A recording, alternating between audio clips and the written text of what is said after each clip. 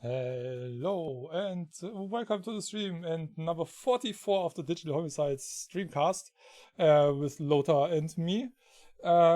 Today we talk about stuff and news and things. So let me get Lothar in here again. Hi Lothar. Hi Triton. Hi everyone. Come on, transition. OBS. Hello. How background animation lagging a bit, but timer was all right. Yeah, that's because my system is shit and it's kind of reset my settings for my camera right there. Holy crap! Yeah, it reset the white balance, and I hope my OBS is not crashing. I got all the white. Because the last few streams I actually had a few crashes of OBS. It doesn't open my options for my video anymore. What the hell? Seriously, it's not that I reinstalled my system new and everything and made all new scenes and stuff. No. Go to the light, Triton. Ah, there we go. Okay, finally. Yeah, there were no options left. It didn't show me the options anymore. Okay. Ah, there we go. Let there be light. Well, kinda. All right. Hi. Finally. out of the void. Welcome back from Shadow Realm. Yeah, the Shadow Realm, exactly. All right. So yeah. Okay. That I need to change that because for some reason, Discord on my right monitor was too big, so I couldn't move the window anymore. I couldn't reach the top bar. So I don't know. Interesting. Discord does weird stuff. When stream mode is active, it shortens a lot of the names in my direct messages to just the first letter.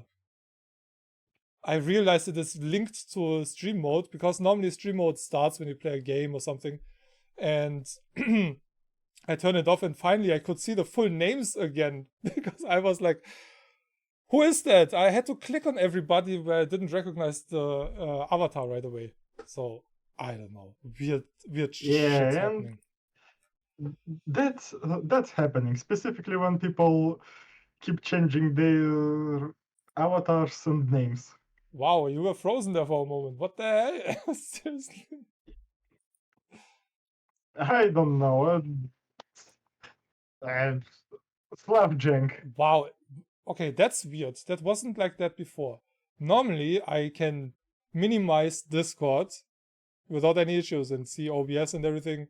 Now when I minimize Discord, it stops your freaking video cam.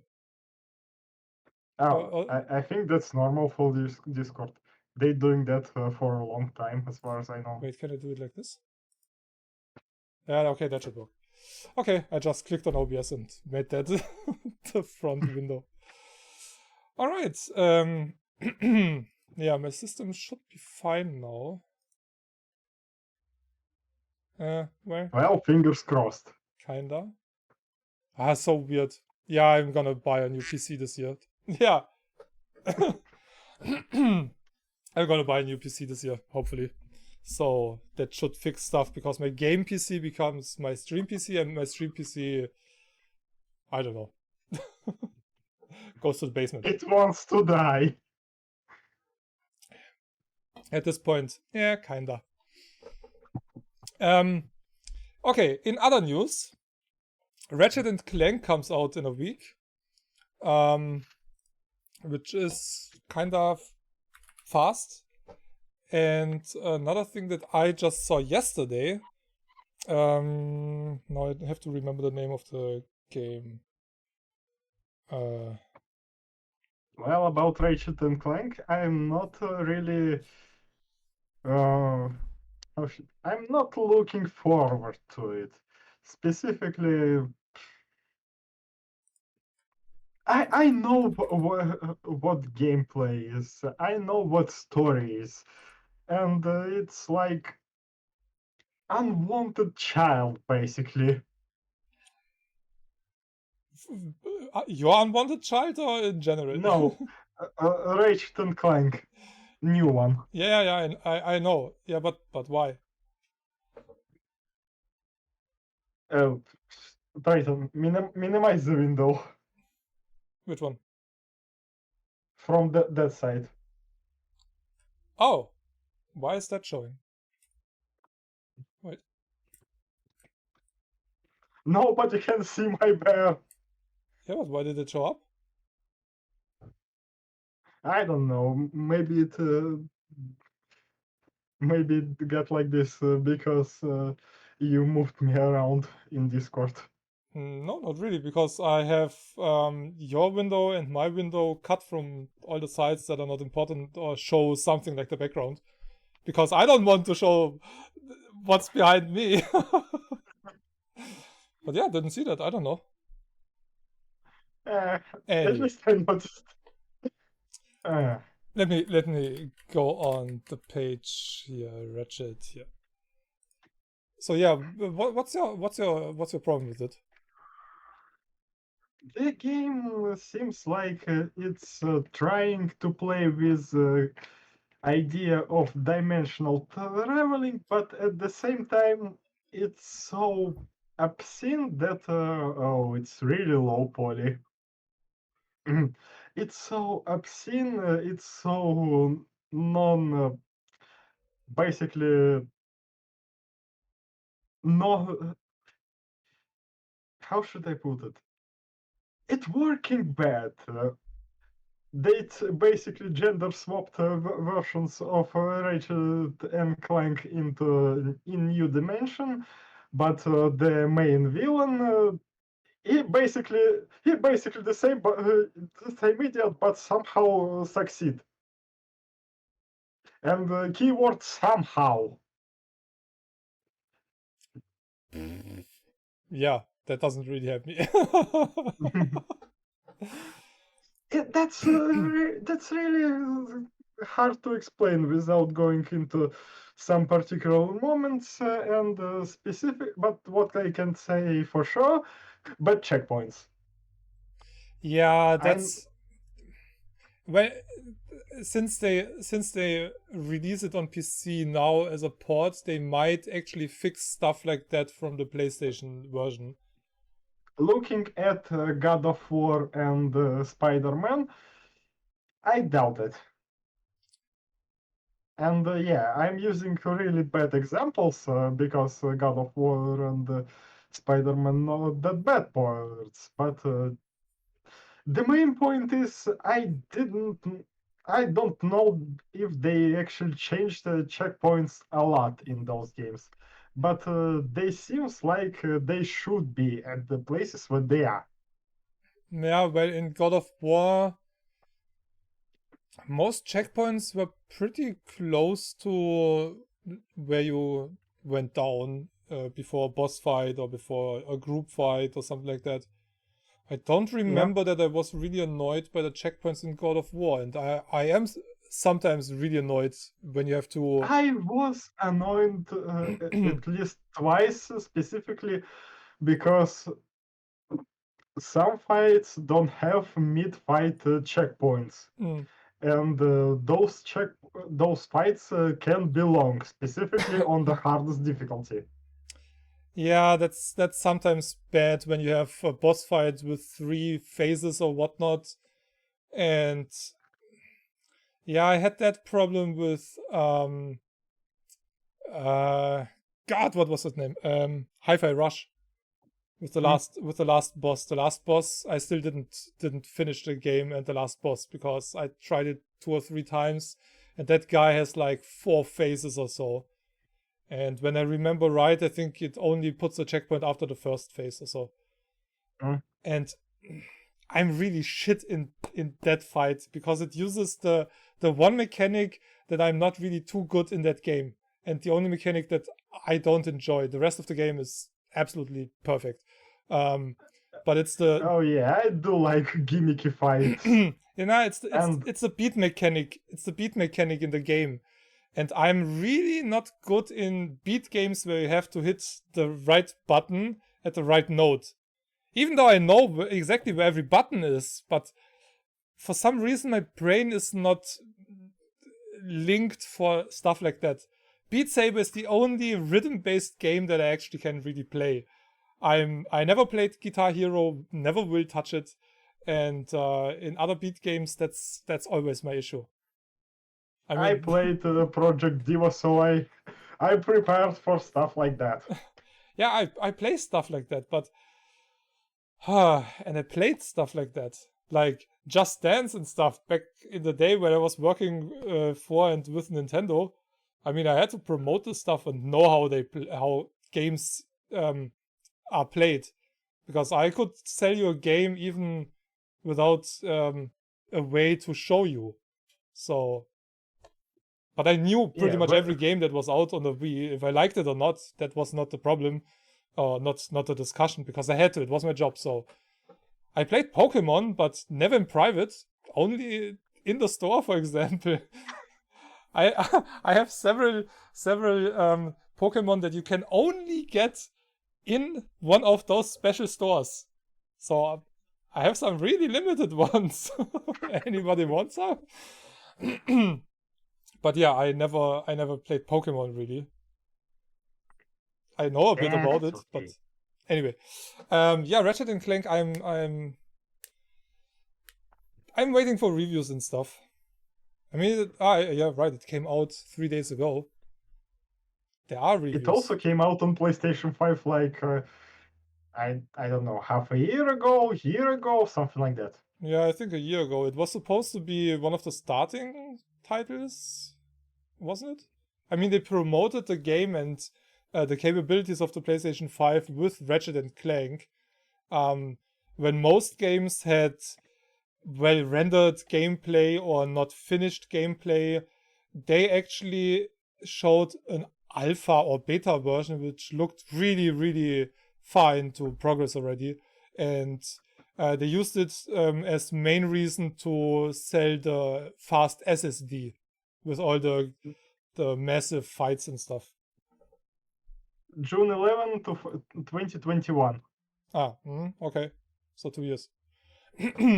The one thing that I'm kind of missing, which I just mentioned, I see nothing about attacks of huge groups of enemies, like getting swarmed by a handful of robots and stuff. It basically... Is that even in the game? 1 second. That game basically was 1 year later from PlayStation 5. Mm-hmm.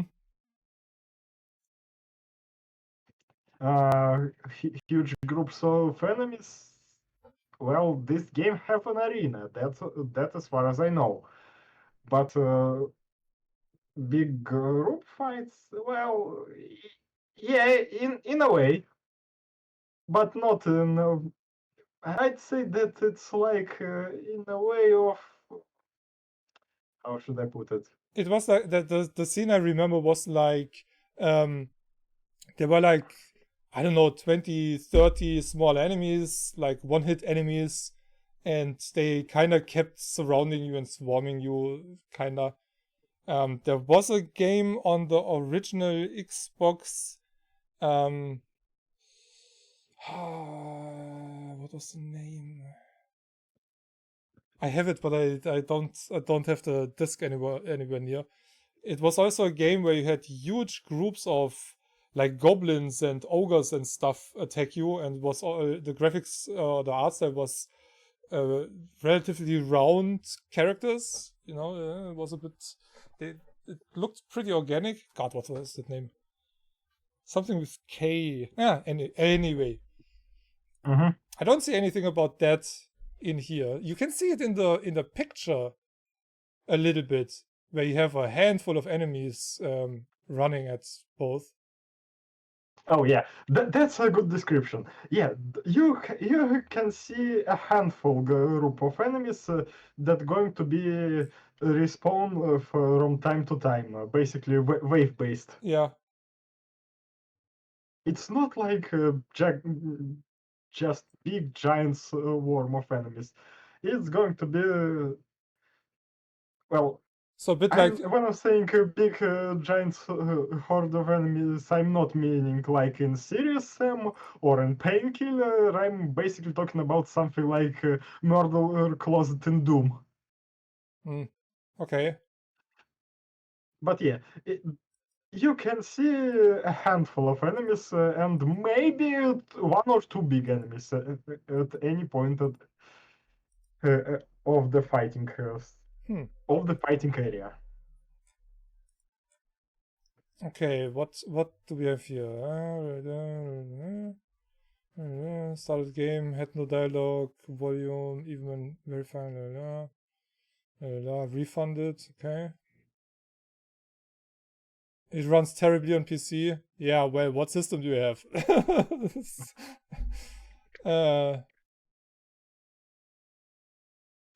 This one here runs fine on my 1060 with 6 GB on low settings. Yeah, well, okay, that's not a game that I would play in low settings. How can you play a game like this on low settings? Seriously? You're better off buying a freaking console then. If I couldn't handle a game like that in mid to high settings, yeah, I would just buy a console. There's no point in having a PC when you have to lower the graphics below a console. The PC can be superior to any console. But yes, yeah. PC can be superior, but PC can also be inferior.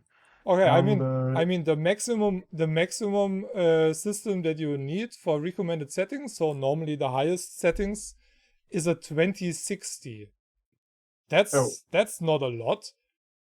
That's really not a lot. That's pretty low actually. I was at least expecting a 3060, but a 2060 to get the maximum settings?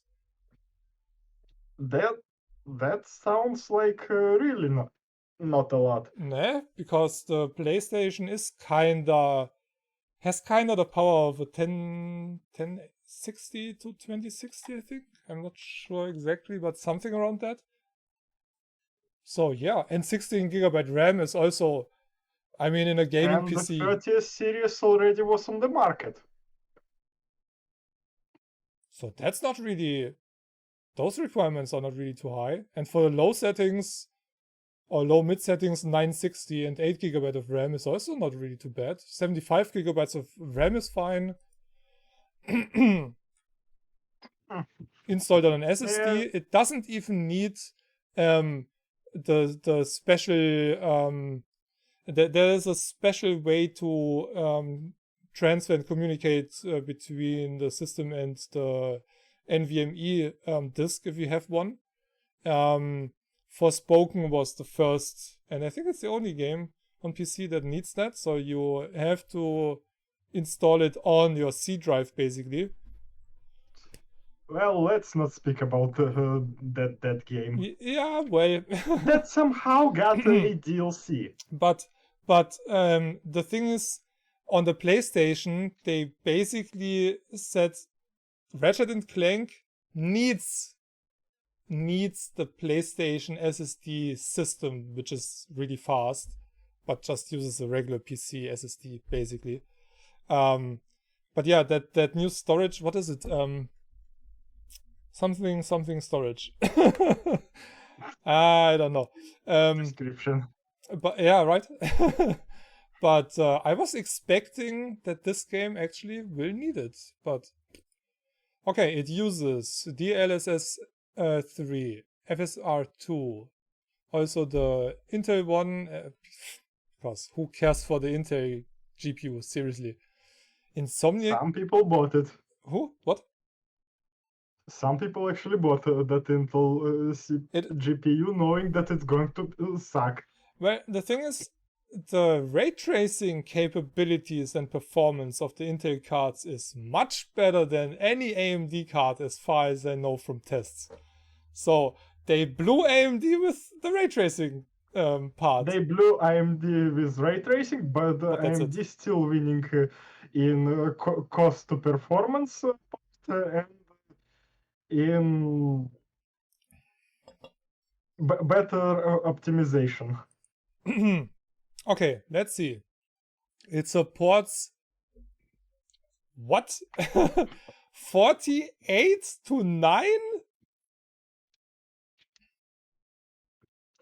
I forgot something. Is there even... What, your mic? Yeah. Ah, yeah, that's better.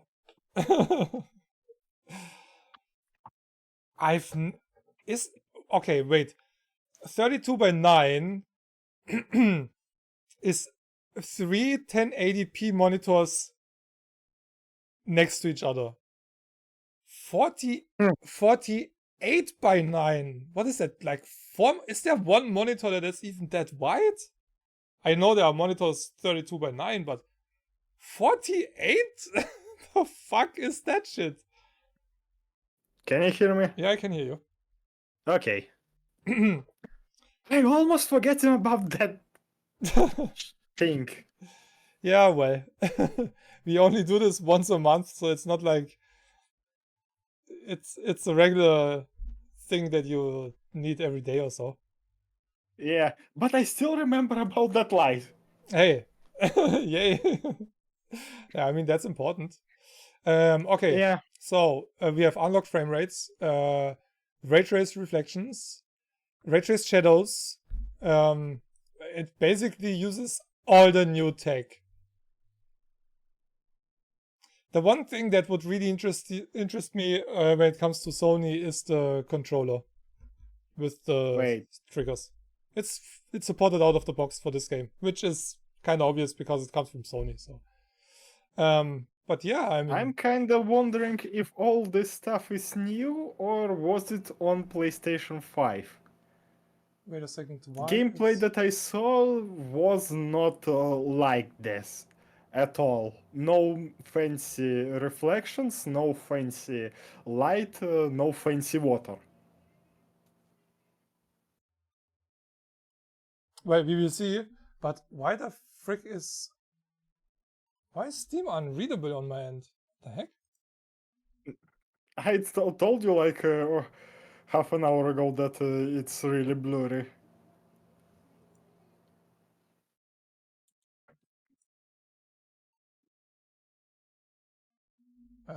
Wait, what? Ah, where's the loader? Okay, it changed the resolution. Wait a second. What the heck? Oh, no, come back. How big did it? What? It's buffering. Yeah, that's the problem where I load. What the? No! Oh my god! Seriously, now shit is going down. Ah, where are you? No, where did it put it? No. Yeah, perfect. Yeah, that's the thing why I lowered it. Because it's the on off issue that I have for some stupid reason. Okay, and I'm at 0 bitrate. What the hell?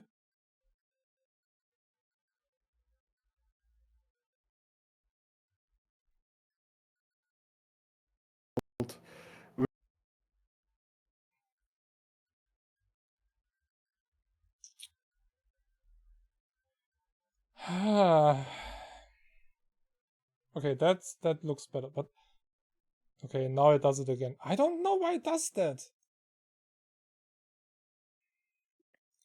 Okay, can I capture the other side? No, I cannot do that. I don't know why it does that only with this.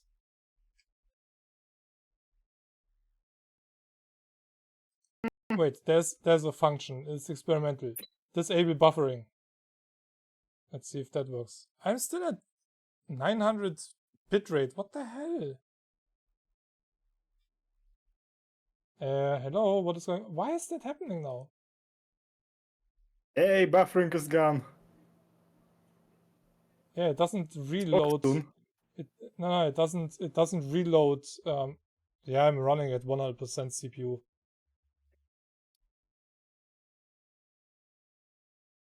It doesn't even... Ah, finally it shows me what the hell is going on here. Wow, OBS uses 70% of my system resources? What? Oh, chunky boy. How is that even remotely possible? I mean, this uses what? Okay, what closes now when I kick this? Nothing happened. Okay, now it gets better. There was a... Hey, now I'm not blocky as well, but I'm blinking. No, the blinking should be gone now. But... yeah, I closed the browser source, but it didn't... I don't know what I closed. Okay, it's at 100 again. Are you kidding me? I don't get it. It makes no sense because I reinstalled my PC completely fresh. God, I hate my system. Maybe OBS broken.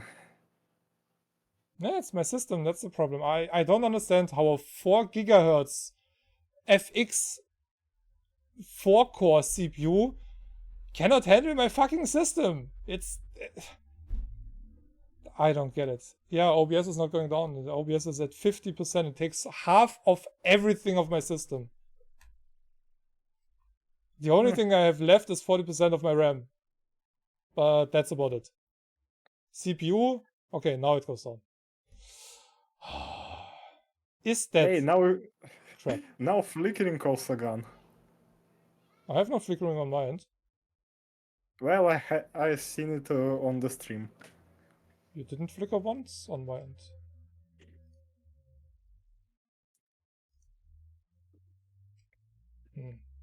Well, now it's gone. We can continue until something else breaking. Annoying. Oh yeah, and Windows Update wants a restart. Yeah, obviously. Sure. Let me stream and install an update in the background. Oh my god, seriously. Anyway, Windows Update just in time. oh. No. I don't even know. Anyway, this is not supposed to be Ratchet Clank promotion. Was just kind of surprised to see it to come to PC anyway. Didn't see any announcement like half a year or a year ago. So that was kind of surprising. But seems we saw the release of Days Gone. We saw the release of Spider-Man, God of War. We heard about the release of The Last of Us. I'm not surprised that Ratchet and Clank going to PC. Yeah, well, I'm also not too surprised, but because Sony kind of needs money, they're happy that they got. Wait, why is that in your face? That's in my face from the start. Why is that even over there? It needs to be there. The only thing that I thought a moment ago was like, is chat working? I should try chat. Yeah, and the chat was censoring my face.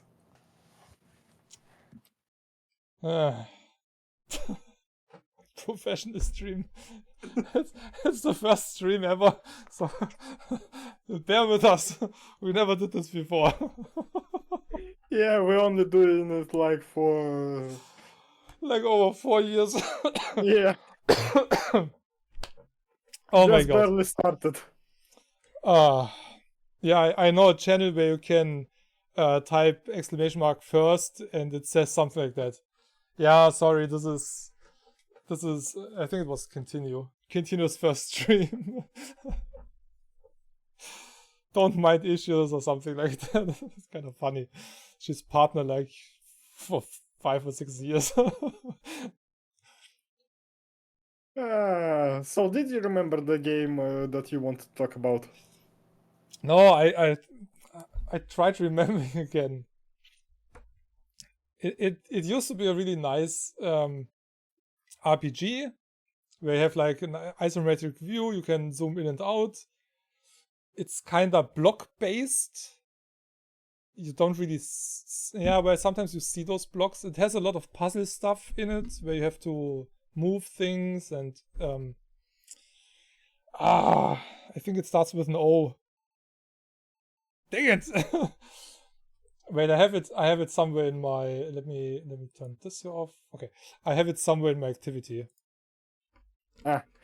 Yeah, so that's going to be a lot more faster if you just check it out. Yeah, because I will not.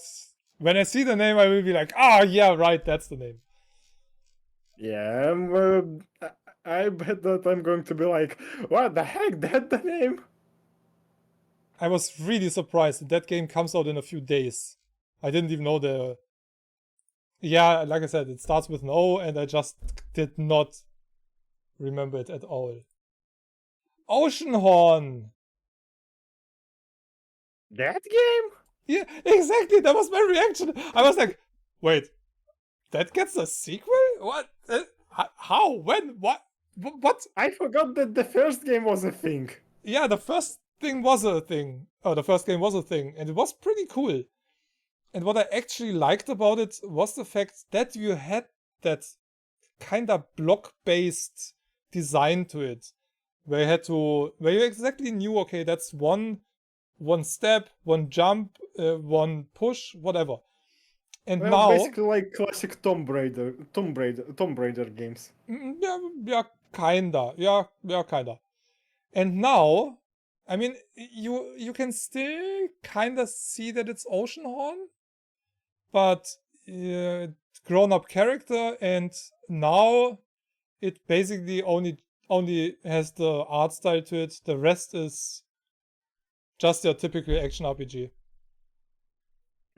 There's nothing special anymore to this game. Looks like Zelda had an influence on this game. Yeah, the original. This is the original.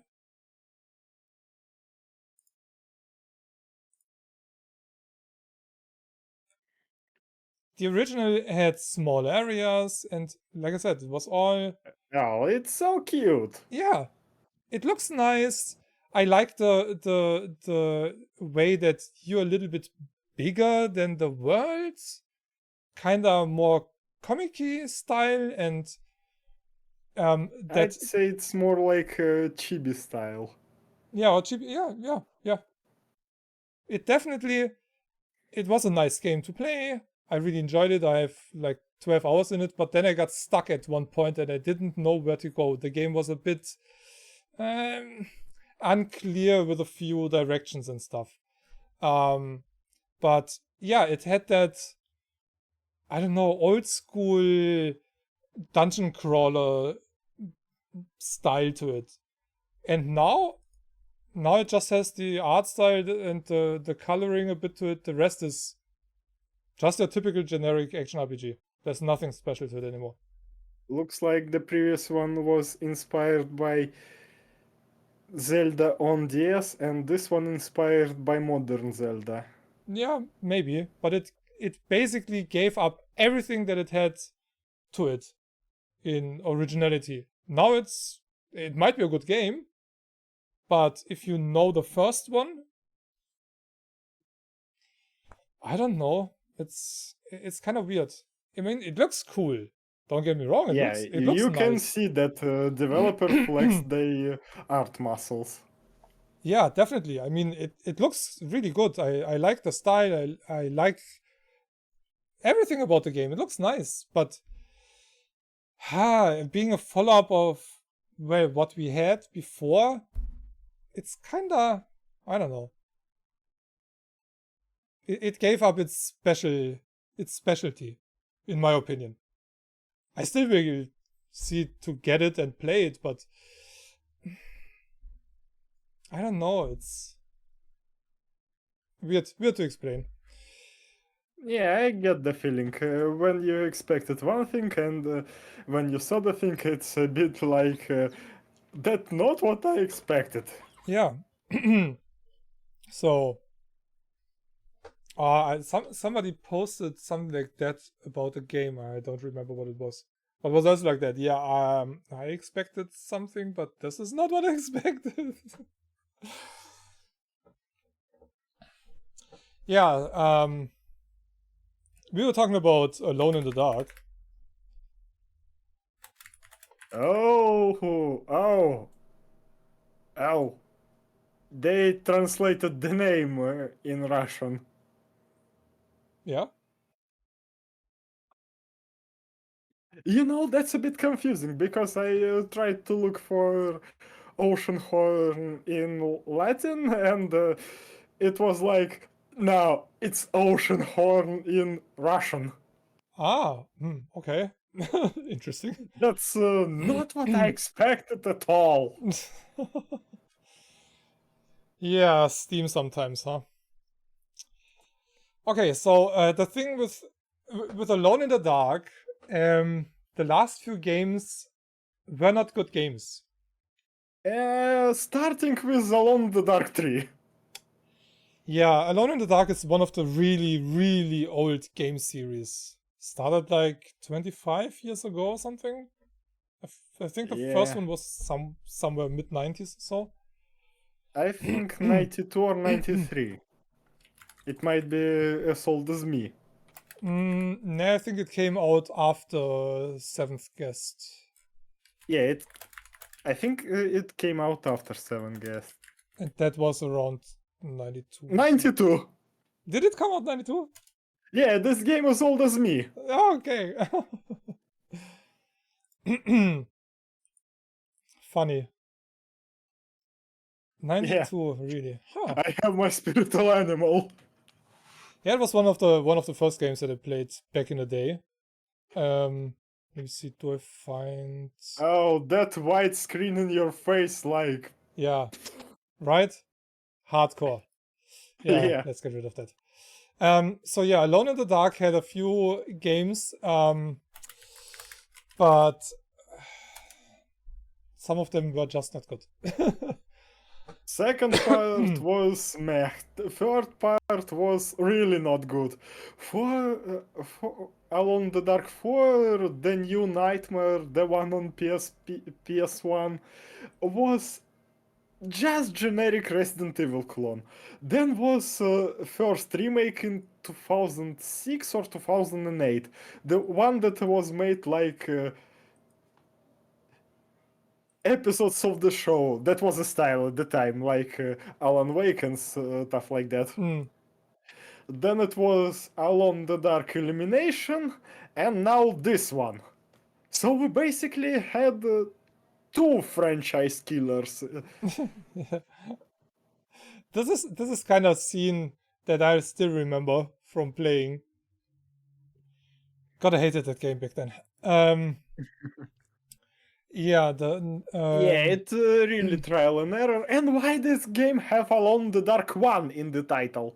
Because it's a re-release of the classic game that came out in 2016. Yeah, I know. That's why it has. The thing is that the problem is with games. Is naming again. Yeah, I hate nothing more than when an established series with I don't know how many numbers, I don't fucking care. Final Fantasy is at what? 16. I don't think that Final Fantasy will ever start with a Final Fantasy game again.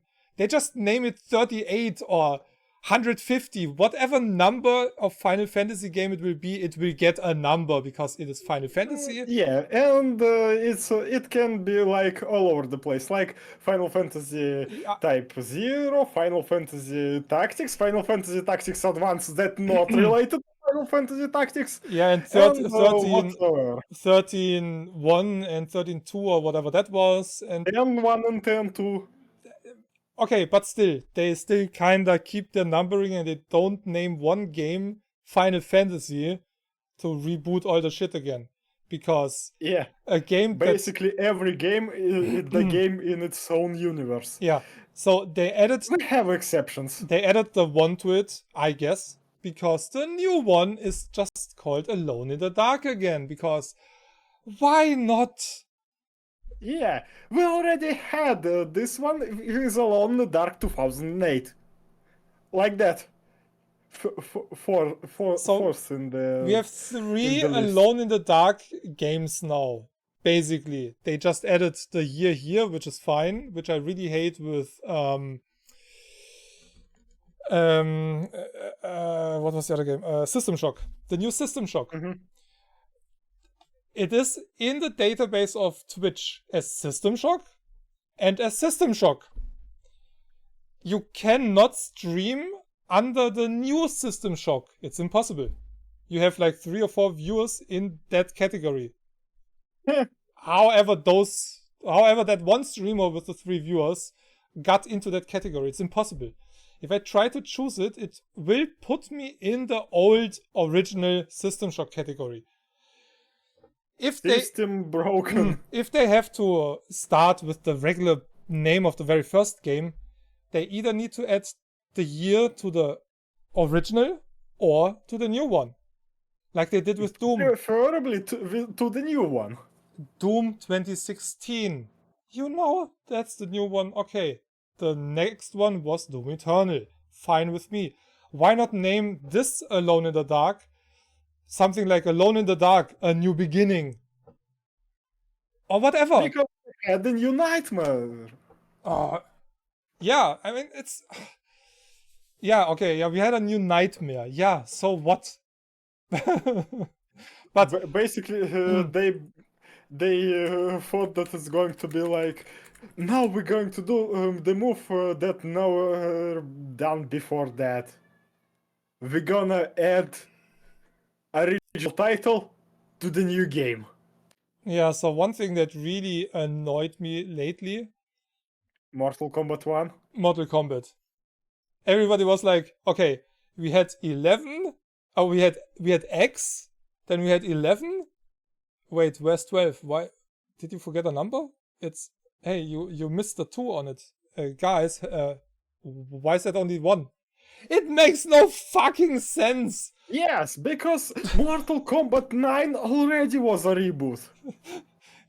Yeah, but it still had a number in it, you know? Yes, because it was like, oh shit, we need to reset the universe, but we don't want to make too much confusion with this game. So they basically made Mortal Kombat 9 that rebooted the whole series. And then they ended Mortal Kombat 11 with Evil Raiden and Dead Liu Kang.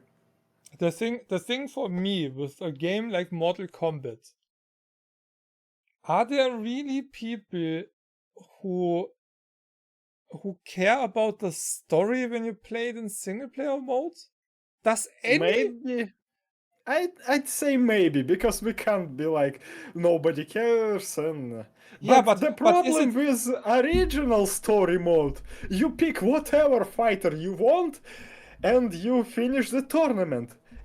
Yes, canonically won Liu Kang in the first Mortal Kombat, but who cares? Yeah, exactly. In my universe, it could be Sub-Zero, or Scorpion, or Sonya, no matter. That's what I mean. I mean, I have no problem with a story in one game, okay, but who cares about canon, or was that related to that version of the game, what happens in that story? And it doesn't fucking matter. It's a fucking brawler. Make a story up for that version, go with it, be done with it. Next game, new story. Don't care about the last one, because seriously, who plays who played all Mortal Kombat games and is like, oh no, that story doesn't make any sense anymore? Yeah, I'm invested in it. You know, it's like, oh no, in Mortal Kombat that happened. In Mortal Kombat 2, that happened. So I'm playing 11 now. This is not possible. No, that cannot be. Nobody, I think nobody would do that. People were really upset with Evil Raiden and Dead Liu Kang, so that's why I think they rebooted the series. You know, I sometimes have the feeling that I get too old for this shit. I'm at this point. They changed the logo. I've basically. Oh yeah, that's the last time it was in black with the text. It's not full circle.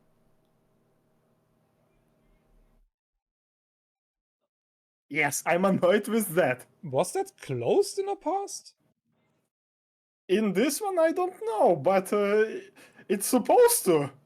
No, I mean in general. Is it somewhere where I can see that? I think Mortal Kombat 11.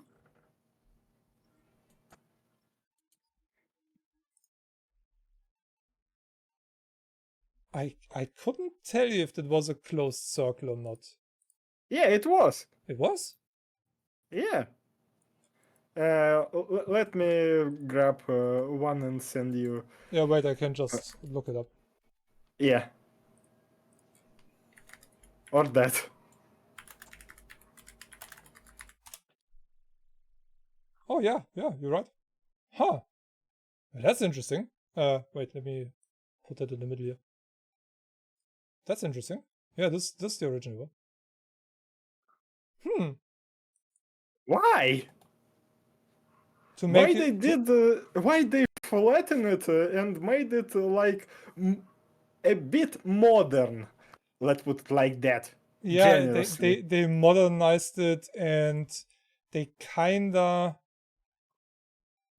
well, actually, yeah, it doesn't really make too much sense. Well, I think they wanted to go with the more realistic version of it being the tail of that dragon. So just an artistic choice, basically, to modernize it, and it is basically the tail of the dragon, and so it wouldn't go full circle. Thanks, I don't like it. I think back in the day it was more like the frame that I also have for my avatar. Just Yeah, like it was the frame. like a frame around it, and you only see the top part of the dragon and the big part is somewhere else. And they got rid of that idea and just made it like a teeny tiny dragon now. Why? I don't know. I mean, it doesn't look bad, but yeah, they should have. That was the first thing that annoyed me when I saw it. They should have kept the original. Seriously, I mean, there are so many really good looking versions of that original one. Yeah. So yeah, I don't understand that. From an artistic point of view, I mean, that's a game series in the logo that wasn't changed for over 20 years. Why change it now?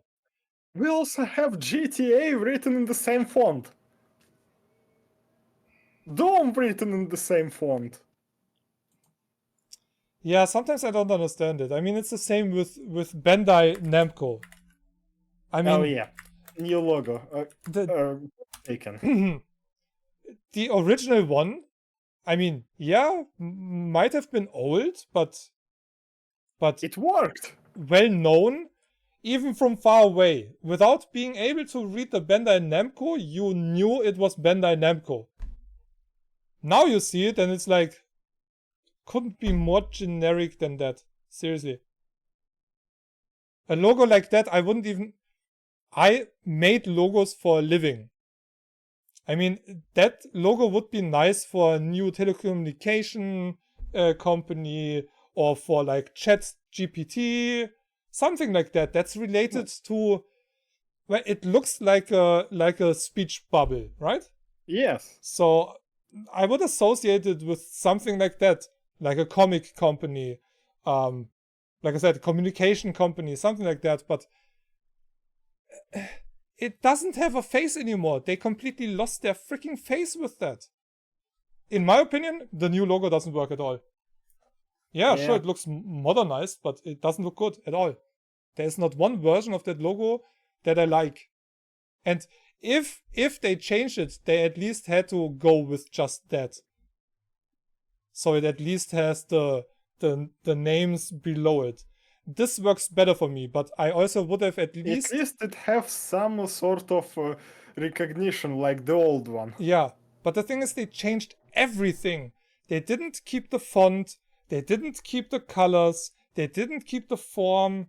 I mean, modernizing a logo is okay, but in slight steps.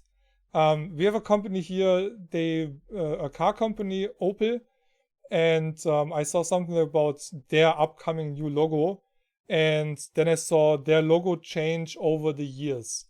Well, that company started originally as a plane company producing planes, so they had kind of like a propeller in their name. And one of the company's creators was named Blitz, I think. Blitz means lightning.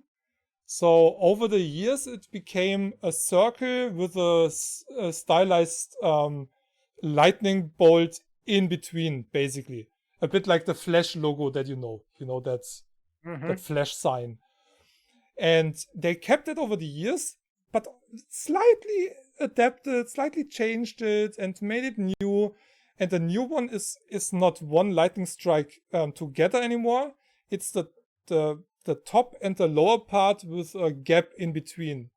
So it's a super stylized lightning Z, or however you wanna say it. Oh, okay, I see it. But you can still recognize it. Bandai Namco, not at all. Zero.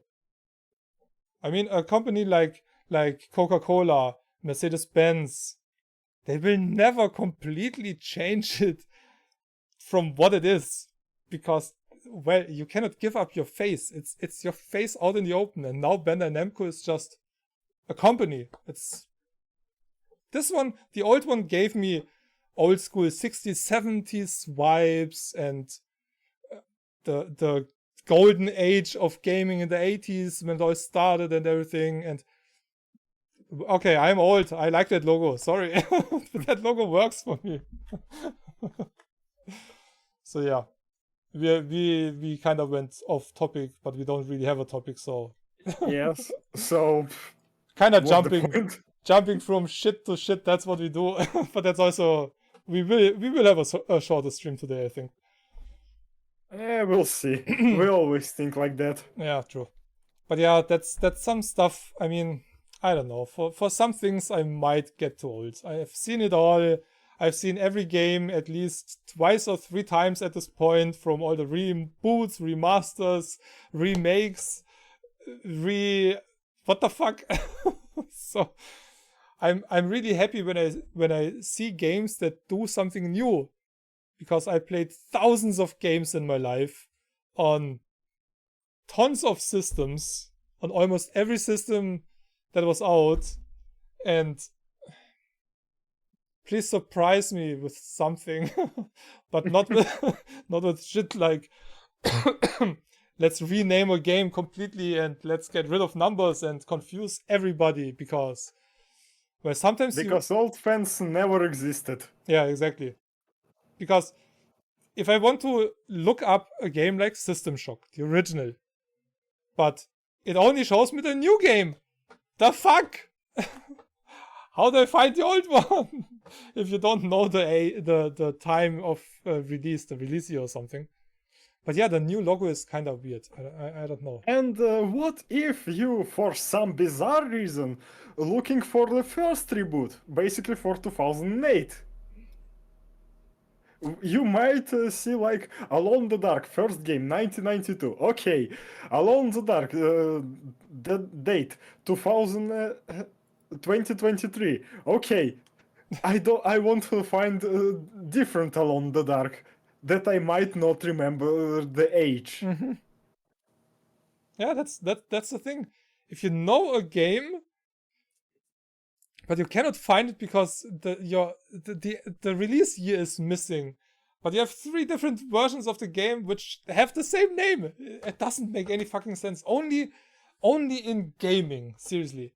If a movie gets a In movies, well, yeah, oh yeah, sometimes yes, but I think it might be easier to find old movies with IMDb and stuff like that. yeah, maybe. But yeah, it's kind of weird. Same like I talk about Alone in the Dark, blah blah blah blah, and at one point, yeah, wait, about which one do you talk now? Are you talking about the 90s Alone in the Dark, about the early 2000s Alone in the Dark, or the new upcoming Alone in the Dark? And they're like, yeah. I played something. It's just so stupid. I don't Well, know. to be fair, 2008 kinda different from first one and upcoming one. Yeah, true. Which one was the... So if you're going to talk about 2008, it's going to be like, oh, that shit. Which one was the better one? That wasn't too bad. There was one where you had actually a really nice inventory where you just opened your jacket basically. 2008. Was it a 2008? Yeah. I mean, that had some good parts. It That also had some. had some good ideas. Yeah, I remember. Wasn't that the one where you had to basically transition in a car from one area to another? Was that this version? Yep. Yeah, okay. Yeah, those parts were kind of shit. The best, the best thing in this game, and I think it was the first game that did it like that, was the inventory part where you had, where you had your healing items and whatnot on one side, and on the other side you had your weapons and your ammo and everything. That was Also using spray bottle with a lighter. yeah, as flamethrower. That basically never happened since Blood. And it also never happened since Alone in the Dark 2008. Yeah, you could combine different things with each other, and that's actually right here. That's exactly what you were talking about. This is exactly the scene. Too bad they don't show the inventory system. That was really immersive. That was really awesome. Yeah, that was a good representation of inventory. Yeah. And it basically explained why your inventory is so limited. Because you could literally see how it's look like. Exactly. Yeah, here they put it nicely, one of curators. A crushingly disappointing game. So many great ideas buried under incredibly dumb design decisions. Exactly. That sums it up nicely. It didn't look bad. Like we said, it had really, really good ideas, but that was basically... Yeah. And it was developed right after the new Nightmare. So it's already reboot of the reboot.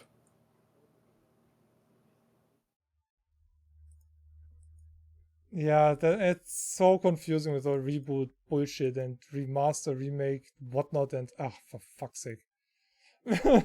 There will be... Well, whatever bad I can say about Alone in the Dark, the new Nightmare, I sort of liked it. When developers do one thing, and they might do the same with Quake 2 now. Quake 2 got a remaster from Nvidia with RTX, but I heard that there will be a real remaster. I don't even know what it will be, but like Quake, like original Quake with Bethesda. Yeah, exactly. And when they do it like this, so you basically get the original, but in your library you have 2 versions to choose from in the launcher. I'm fine with that. Totally fine. No extra store page or anything for the new version. You just get the new version as well if you buy the old one. So, and that was really, really nice because you cannot search for Quake Enhanced, I think. And you're getting 2 extensions as well. Yeah, I mean that was one of the biggest surprises to me personally in gaming history. A free update of one of the best games of the 90s, the very first game with full 3D polygon characters. And you don't need to look for source port. Yeah, nothing. It's just, you want to use it in ultra wide mode, hey, play it. You got a completely new created campaign for the 25th anniversary. I mean, id Software is already and used to be a really awesome company, but with stuff like that, this is just... I mean, Night Dive Studios was the one doing the remaster or the remake. Well, it's a remaster, I would say. And they're really good. They're really, really good in doing that. They did that with several old games. And System Shock, for example. Yeah, System Shock. System Shock is a really awesome remake. Seriously, one of the best. And I'm talking specifically about System Shock Enhanced. Yeah, but the new one is also from them, right? I don't know. I think so. Yeah. The new one is from them. Yeah, I mean, you collect their logo basically. That's that skeleton head. The Scully is the name of that character. But yeah, System Shock. Okay. This is one of the best and closest to the original remake I've ever played, and I played a lot. Some kind of complained about the color scheme and everything, but it is 100%. It's so 90s. Yeah, it is 100% close 80s, to the original. sorry. So, no, 90s. System Shock was 90s. It's a 90s game. But It's a 90s game, but it's a bit different from 90s aesthetic. yeah, true. I mean, that was kind of the point back then.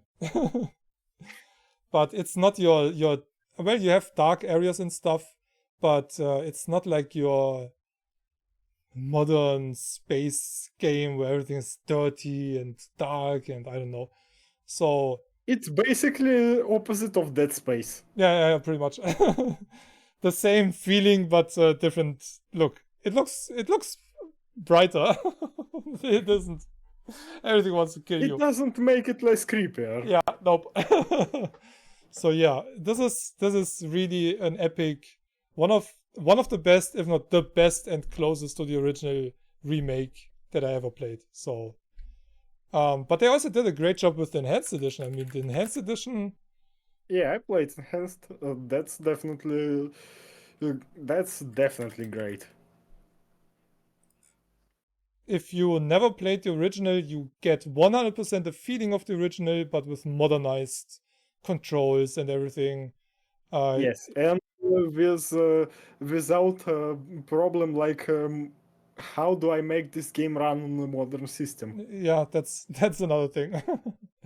But mostly, the way you control the game used to be really strange I mean, it still is kind of strange compared to modern games, but you basically have to switch between active mouse mode and passive mouse mode.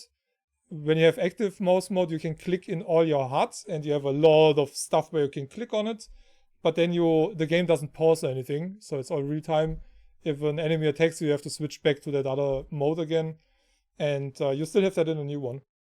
But yeah, I kinda liked using active mouse mode to hunt down those small robots.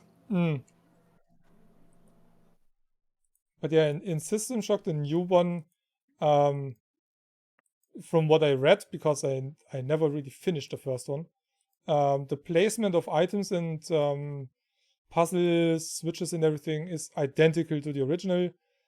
There's an intro sequence now that was not in the old game, where you actually see what happens before you get to that station, and you can kind of play it actively.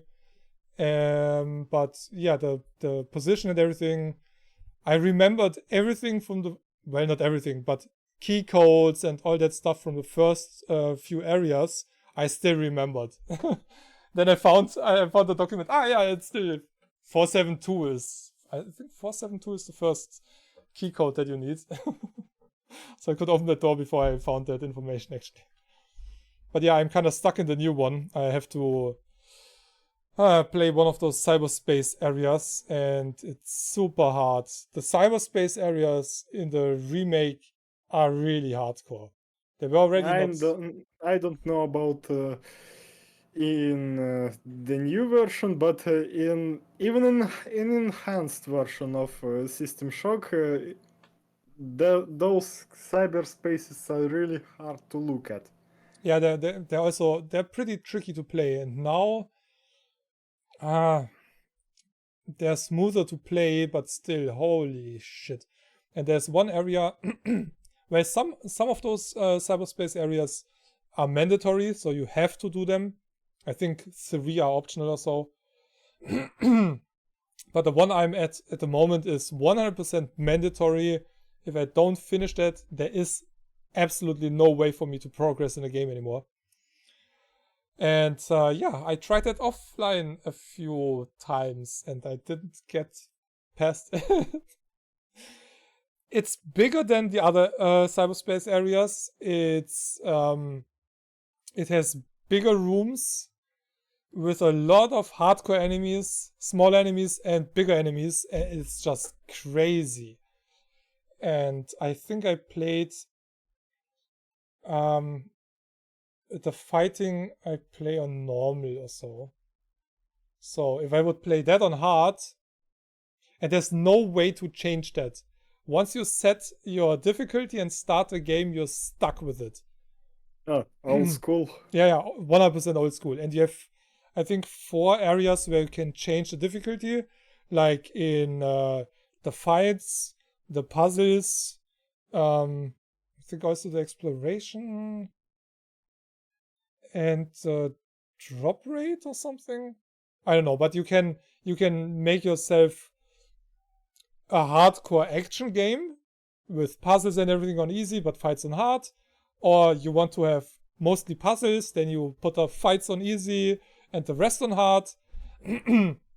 Basically customizable. Yeah, it's the really customizable difficulty level. I think it's the only game that actually has that much variety in the difficulty settings. So if you take 10 people, even Silent Hill had the fighting slider and the puzzle slider. Oh yeah. You have for audio, I think you have also 4 or 5 sliders or so, which is insane because you had that back in the day already, and the difficulty as well 100% from the original. So 10 people might have completely different game, the same base game and base layout and everything, but positioning of the items, how fast you die, how fast enemies die. That's I checked some walkthroughs because a few things I didn't figure out or something, and then they explained the puzzle that I was stuck in, and I'm like, no, I have it on harder difficulty. Show me another one.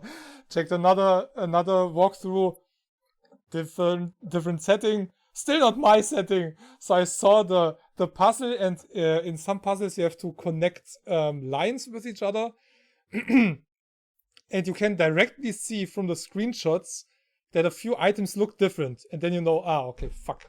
Different difficulty in the puzzle. I'm screwed. Same with the fighting. Some enemies might spawn somewhere else, or there might be an enemy that wouldn't be there in easy or something.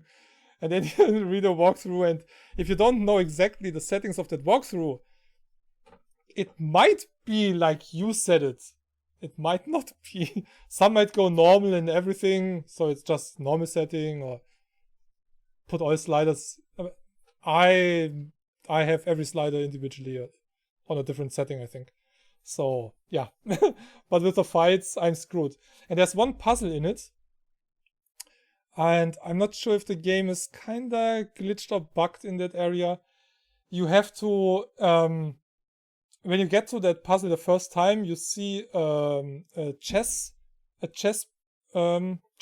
play actually, and it already has some pieces on it, so it's basically in a match. So if you know chess, you can maybe figure it out relatively fast, and if you mess that one up, you have to reset it, and then it's just chess game from the beginning. So it's not the bug. It's happening with other people. No. Wait, no. I know. I'm coming to the bug, which is pissing me off. I opened a chess program where you can you place your chess piece, and the game tells you, or you place the enemy's turn, and then that calculator tells you what you should or could do. So that program knows exactly where every piece is allowed to go. Like the king can go diagonally from one side to the other, basically. I could not do that move. The game stopped the move of the king 2 blocks before the part I was supposed to go from the tool. I could have finished that in like 4 moves or something. the game prevented me to do that move. There were some moves I could not do. Not just with the king, but with others as well. I was like, why? Because I don't know chess. I have absolutely no clue about chess. I'm not a chess player.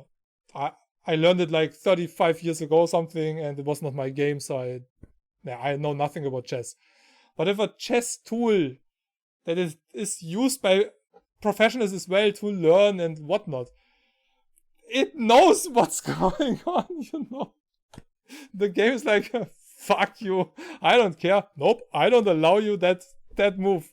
Screw you. I did that like 5 times and I couldn't beat that. Some old chess games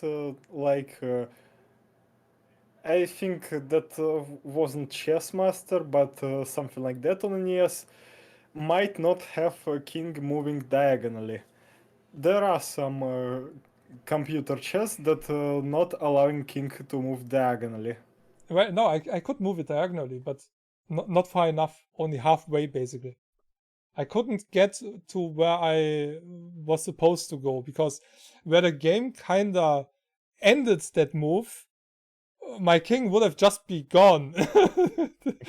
It was like in a war, running out of the trench and be like, "Hi, enemy!" And yeah, I mean, you're gonna die. If you would go behind the wall or something, yeah, you would still have to move, and they would shoot in your direction, but they would not get you because, well, you're behind the wall and not next to the wall.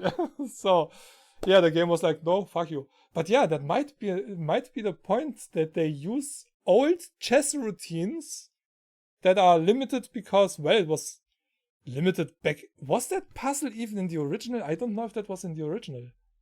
I'm not sure.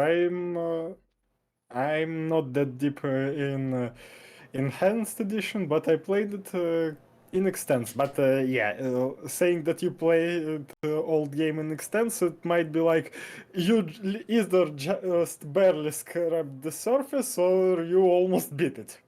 Yeah, well, I'm in the new one. I guess around 80% of the game or so. So I'm really far into it. So I'm 32 hours in the game.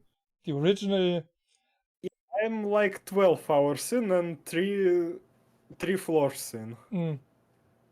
yeah, I think I'm in the fifth area or something like that. 5th floor. So I'm in the executive area, and that's where I need to do the cyberspace thing, and then there are, I think, 2 more floors, something like that. But yeah, now back in the day, I cannot even say what I played around that time instead of it. But it was super complicated. It was, the handling of it felt outdated back in the day already. It definitely complicated. Yeah, definitely. I mean, you could still feel that in Deus Ex, for example. But yeah, well. Yeah. Alone in the Dark. It was complicated. Oh, back to Alone in the Dark. Still talking about that. Yeah. We can't wait until all off rail. Yeah, I did install the demo, which is a prologue. It's kind of what's kind of funny is that they put the name of the character above or over the alone. So Grace in the Dark. But just on the title card. Yeah, I know. It's not in the name or anything. It does say prologue right here in super tiny and orange, which completely makes sense with a beige brown background. Yeah, specifically with those flowers which have red. Yeah, it's the same. Red tops. It's basically that orange tone of the 3 flowers here. It doesn't make any sense. Yeah. From an artistic and creative point of view, and she's ginger.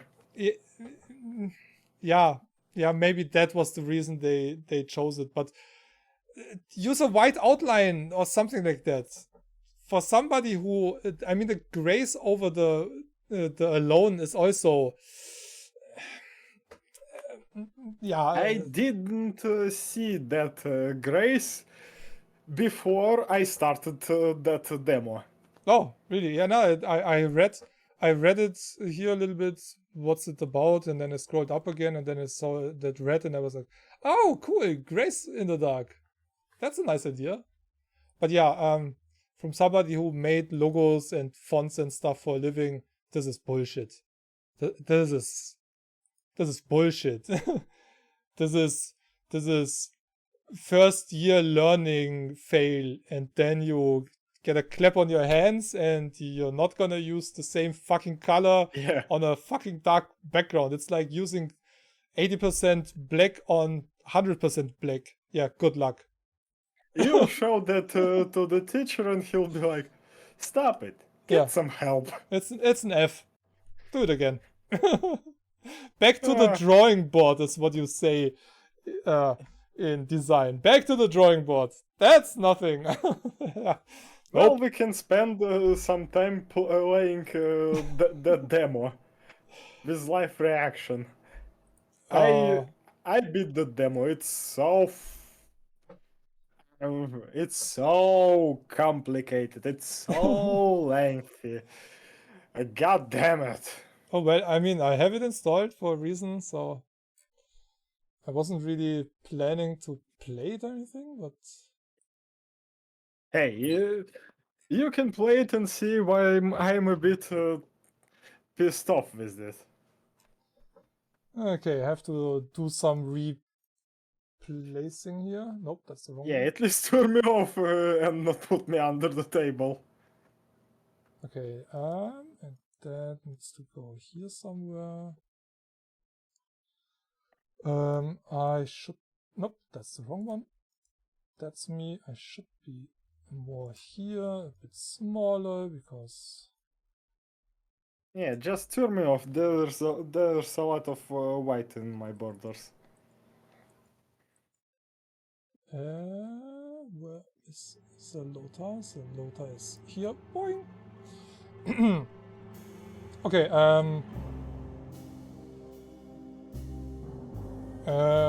wait, I have to... Ultra white. Nah, I normally don't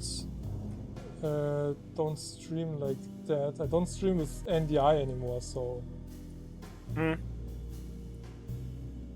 I normally have to resize it on my... It's still ultra white. Yeah, I mean, yeah, I know that. I cannot change that fact because it is ultra wide on my monitor. I cannot change anything about that. But let me think. Is that better to do it like this? Yeah, it's. We can do it like this. Oh wait, I have that in the foreground. And basically that title card when I saw Grace in the Dark. As well as Prologue. Ah, that scene is normally not set up to play anything. Huh? Why is that? Wait. Ah, there we go. Alright. Now I need this. Yeah, because I'm not capturing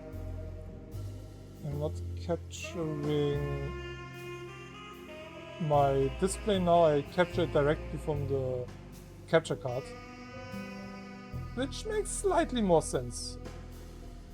But that doesn't. Wait.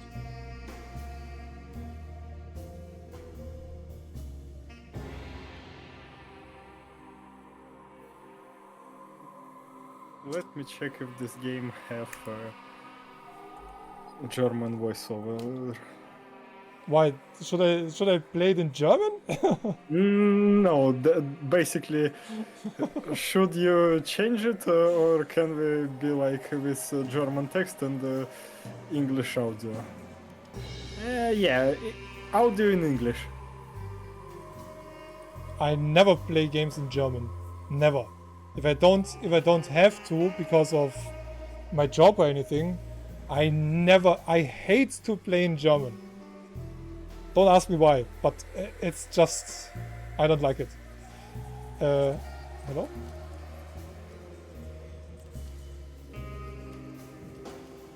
I think it's... Alright.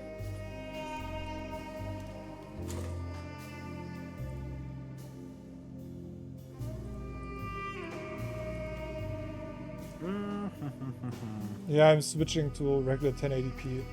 Yeah, okay.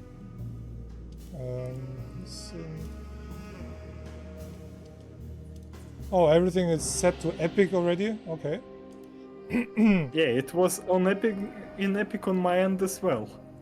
Okay. And I'm mid-high PC. Well, not everything is on Epic, but... I'm gonna change Okay, I that. did not scroll that low. Alright, yeah, that should work. I guess it's... Oh, that's so weird. You have to hit escape to get out of that menu part to go here again. But it didn't really change...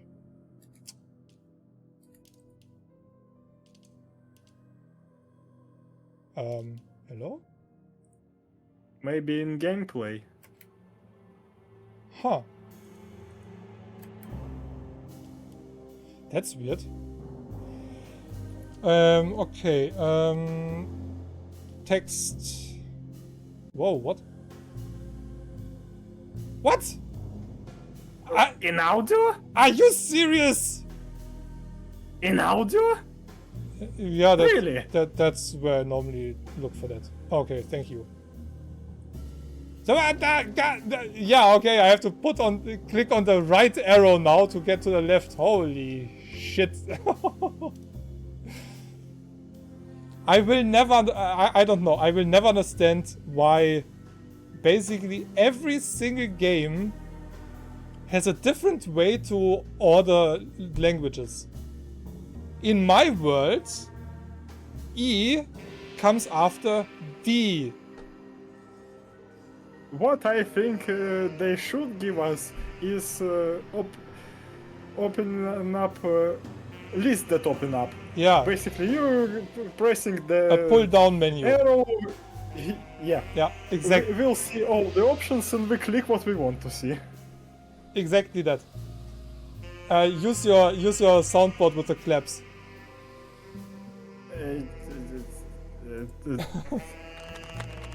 There you go. Yeah, exactly that. Because, like you just saw, if that turns to Arabic, I mean, hello? Yeah, I mean, it's... when it turned to Arabic, whole interface just switched. I think... I don't remember any game... I don't remember any single game where I switched to Arabic. Where I even saw Arabic. And everything was switched. I mean, the buttons and everything. So... I think it's specific for the region most of the time. Nah, it's multi-language. So if you have a multi-language version, you have all text and everything in it. But that's interesting. That's a new one. Okay, okay. No. I hope the audio is okay. It's kind of hard to differentiate between your voice and the game. Okay, the low. Okay, yeah, that looks like gameplay switched to 16:9.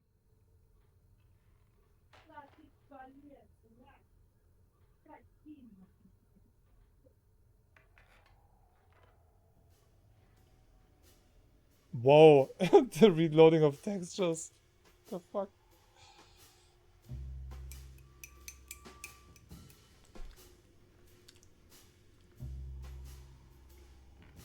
Yeah, audio of the game seems fine. Yeah, yeah. Looks okay.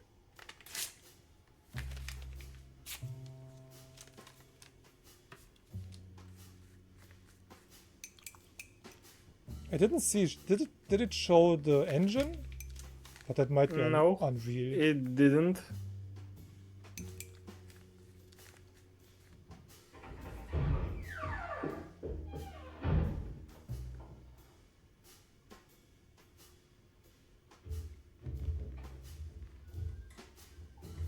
Why is she using book and not the newspaper? I don't know. Wait, the paper in books is thinner and, well, it's finer.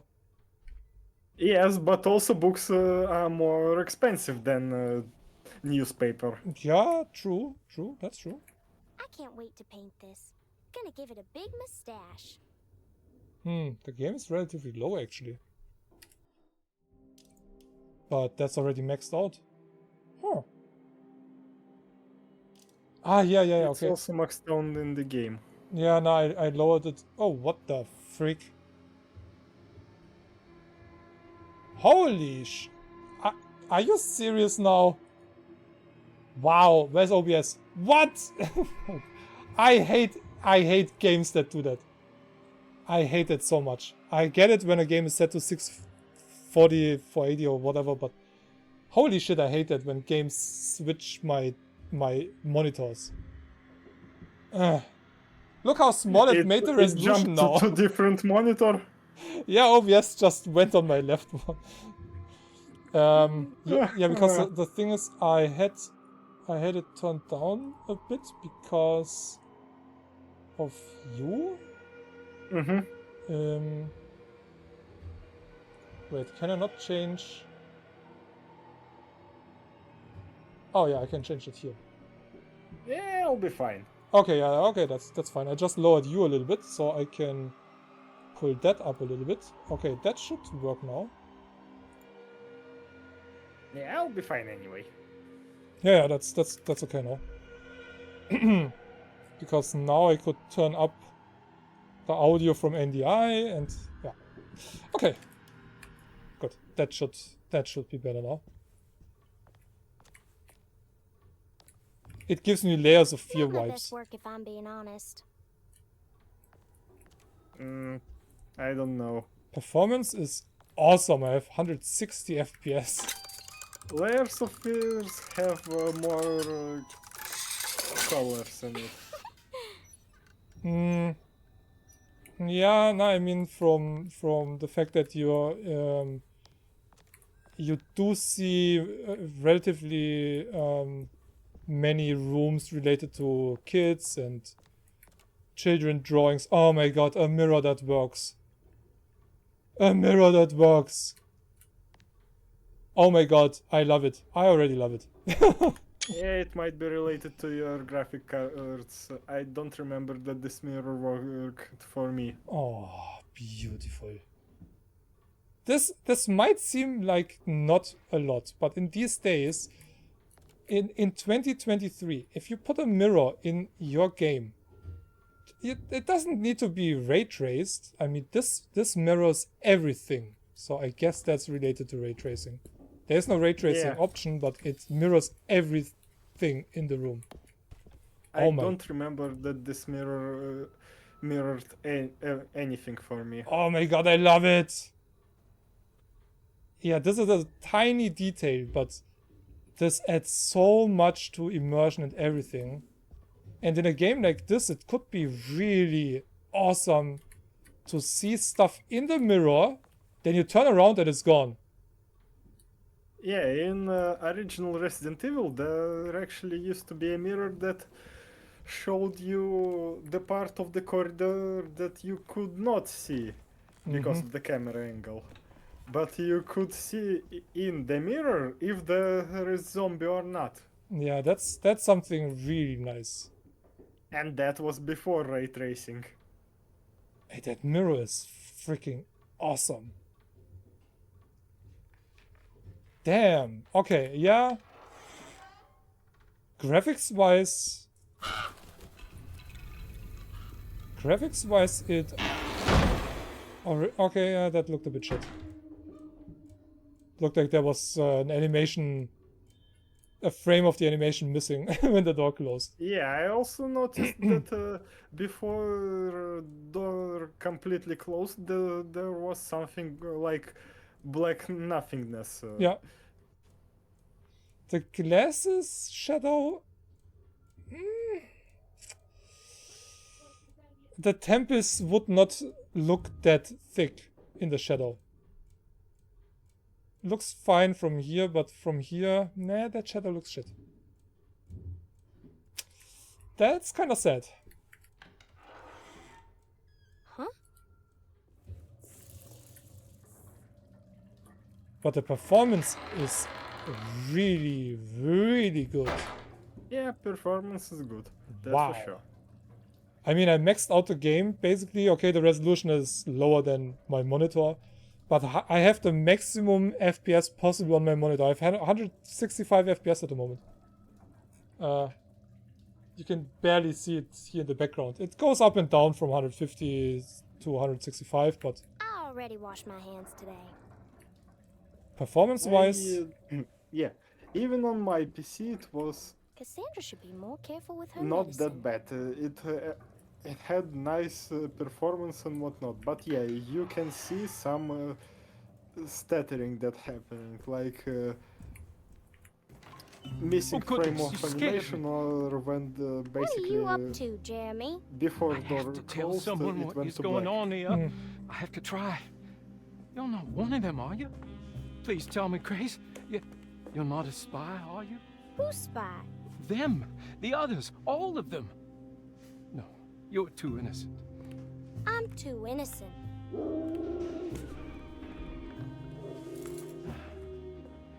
I need to get this letter to my niece. She would understand. Just give it to the clerk, Mr. Waits, and he'll post it. No, he could be in on it. What if he won't post my letter? Then don't make it look like it's one of yours. Here, let me do it.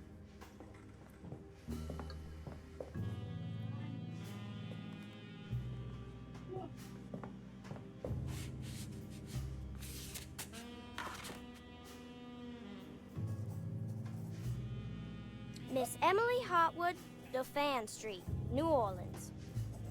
You don't have the number? Not sure the postman's gonna find it without... Jeremy? Where'd he go? I'll just post it myself then. I actually remembered that I'll name. just take this that you letter just downstairs to the mentioned. clerk's office myself. But the Jeremy, is that the character that you actually played in the very first Alone in the Dark? Because No, in the very first Alone in the Dark, it was. Oh yeah, it's that girl that basically this letter is addressed to, and Edward Kernby. it was Edward. Yeah, Edward. Okay, but it had the guy's suit and color scheme reminded me of that screenshot I just showed earlier from the original. Yeah, But yeah, it was that Edward. dude Yeah, definitely dressed like Edward Kernby, but it's not. yeah. Okay. Hello, back. Whoa. Okay, so I had to hit my right mouse button like 5 times to actually make it go. Uh-oh, Cassandra. I'm touching your typewriter. Guess you're not supposed to do that. Yeah, and she's so enthusiastic to do that. Okay, that reflection is also not too bad. Reflects the light, and the other stuff, yeah, not really, but it's not a straight. It reflects you, that for sure. I wish Batiste would drive me around all day. Maybe if I broke my leg.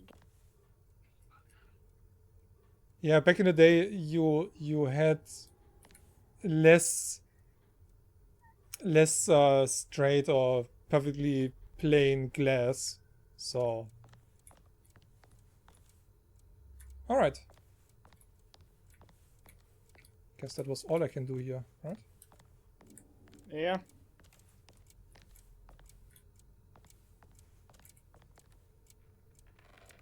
Okay, you can see that there's nothing behind those trees. It's just those trees. End. The end. Yeah, those trees and the skybox. Yeah, and the skybox is really close. But that's a way to save a lot of performance, because the outside is not important, so it's enough to show the bare minimum. Oh, yeah, no, wait, that's where I went earlier. But the graphics and the performance, I'm super impressed.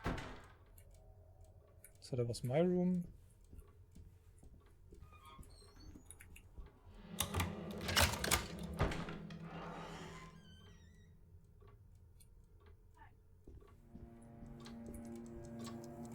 They're so creepy. Yeah, just wanted to say. That's not creepy at all for a kid, is it?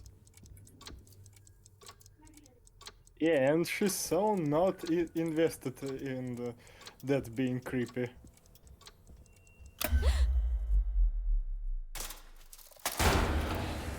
She might be more invested now. Jim, what have you done?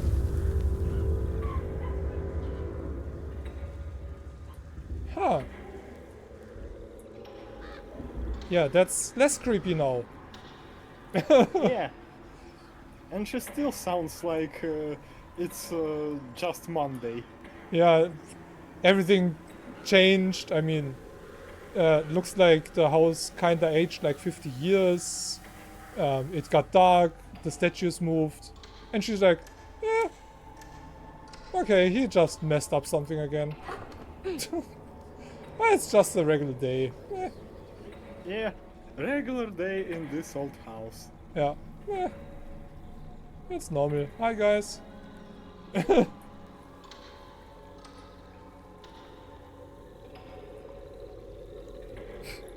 Yeah, that's kind of weird. Yeah, yeah.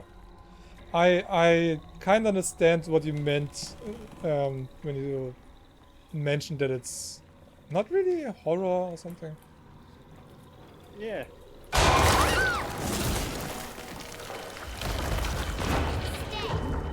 One in the middle of the city. And bull squid. Well, that jump scare kind of got me a little bit. When it happened to me, it had a little bit of stuttering, so it didn't get me. Yeah, okay.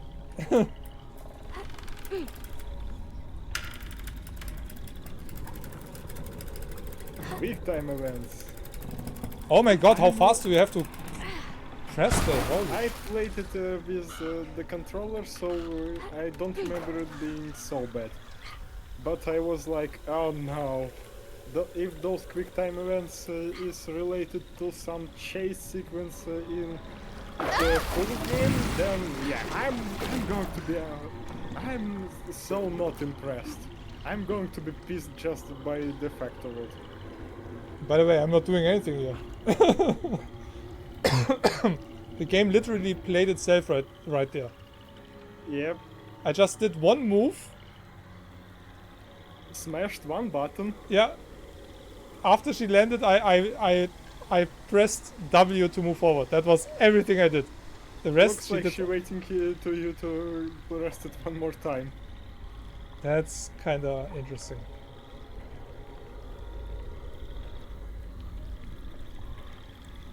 Yeah, there's some stutter here for some reason, which is kind of weird.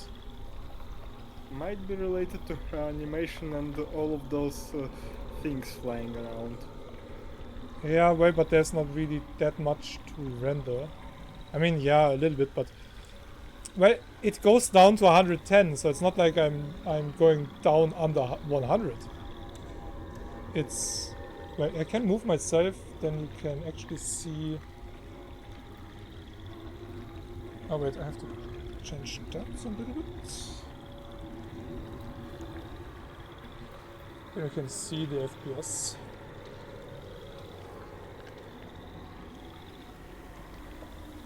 Just right there in the corner, right? Right there, right there. Might be hard to see, but yeah.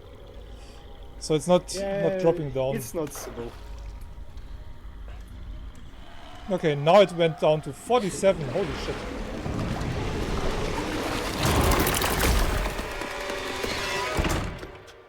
That was And weird. those things really looks like bull squids.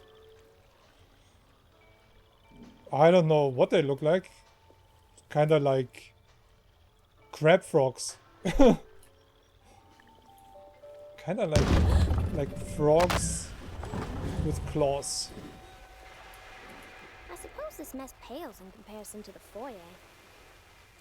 Yeah, that's true. So yeah, I guess it's Unreal 4 engine because the lag that you sometimes get is related to shader.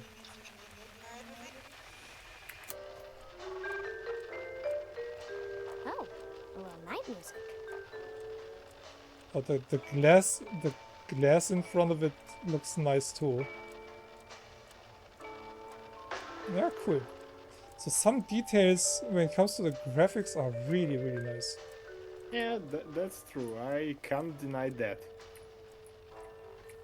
Yep, yeah, that's really nice.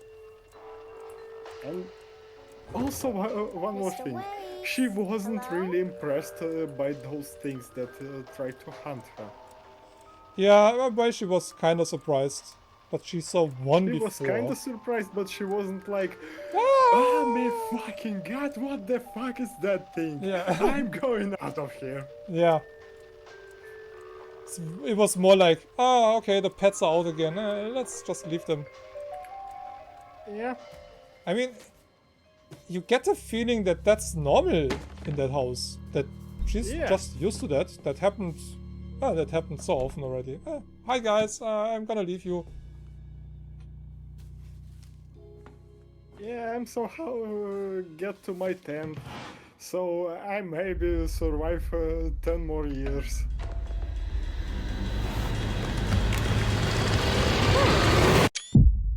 Yeah, but she's She's really not invested in all of this. 11 in that game, right? I don't know. Yeah, I think. But the reaction at the moment. Okay, I'm dead. Last night I dreamt that my uncle hung himself in the attic, that we were too late. The house looked different, but it was still called Dorsetto. Definitely a weird place. Feels like I've been here before. I just can't think why. Let's not waste any time, Detective. Yeah, you're right. Let's go get your uncle, Miss Hartwood. So did she just accept her fate and that she's about to die there? I think she was more like surprised. The fuck is going on here? Weird. Yeah. So and what was the super surprise at the end of the demo? That? Yeah.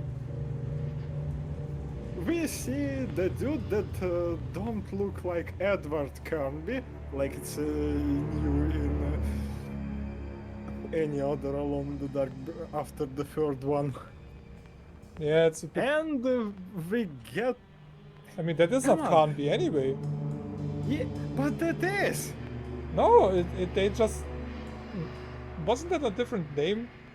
Or No. were those the actors? I think that was the actors. Ah, Act- yeah, actors. okay. My bad then. Yeah, that's the. Isn't that the guy from Stranger Things? I don't know. Yeah, I think so. Looks a bit. All I well, know is in they that pic- basically rendered the model that could be Edward Carnby, but instead they used that model for her uncle. Huh? Yeah, no matter what I clicked on the keyboard, it wouldn't let me go to the main menu. Yeah. Okay, so I'm really impressed about the performance, but what the fuck? That wasn't even 10 minutes. Yes. And I took my time. Yes. It took more time to set it up and download this game. Yeah. I mean, it's not like that game. Okay, normally you would expect the size of this be maybe 5 gigabytes because what would there be in the game? You cannot use enter or anything to get out of the game. E. Oh, E. The action key. Come on. It's a And it put always mirror action key. and it put OBS on my left monitor again for some stupid reason. I hate that. I really, really hate that. When a game does that, I really don't like that.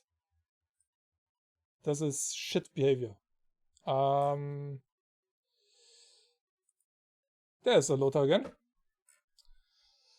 Ha! Oh, Well, also, there's no, me kinda. with the red cross. Yeah, wait, let me turn off this. There we go. Ah, Tiny Triton! Alright. Yeah, I mean, the atmosphere, the look of it, the performance, yeah, pretty nice.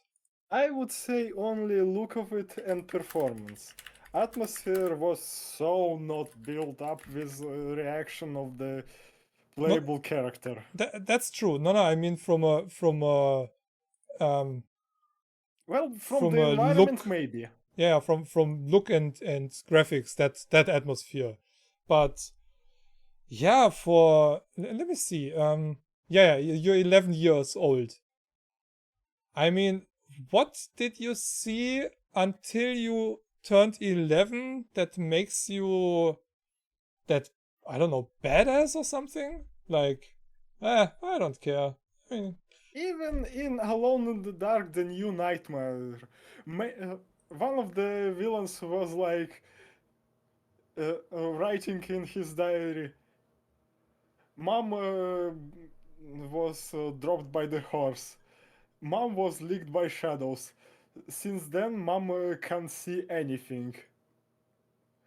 yeah. And it was written, well, not written, it was voiced in more. Yeah, okay. It wasn't voiced. It just put you. It gives you a diary entry when villain describing his childhood memories, and and it's basically like, holy shit! I wasn't able to even comprehend that living shadows can do stuff like that. The thing is, this game is like 16 gigabytes. That as well. It's basically a gigabyte per minute of gameplay. Even less. Even less. Yeah, more than 1 gigabyte Even more. Yeah. Okay. per Even minute. more. More than one, because I saw that you finished it after 13 minutes. And for some reason it shows 28 minutes on my end, but it was the setup and everything. But yeah, 16 gigabytes for this? Oh my god. I could end it in 8 minutes if I just go straight to the objective. Yeah, if you don't look around and do stuff. Yeah. But let me see what the requirements are. Okay, if this is 16 gigabytes, let's see. I say it's 100, at least 100 gigabytes to install for the full version. What is your guess? Okay, every code now is 100 to 110, so I would say that it's going to be like 180 or 200 gigs. No, I don't think it's that much. Hopefully. We already threatened by doesn't show you. Warzone to be 200 gigs. It doesn't show you.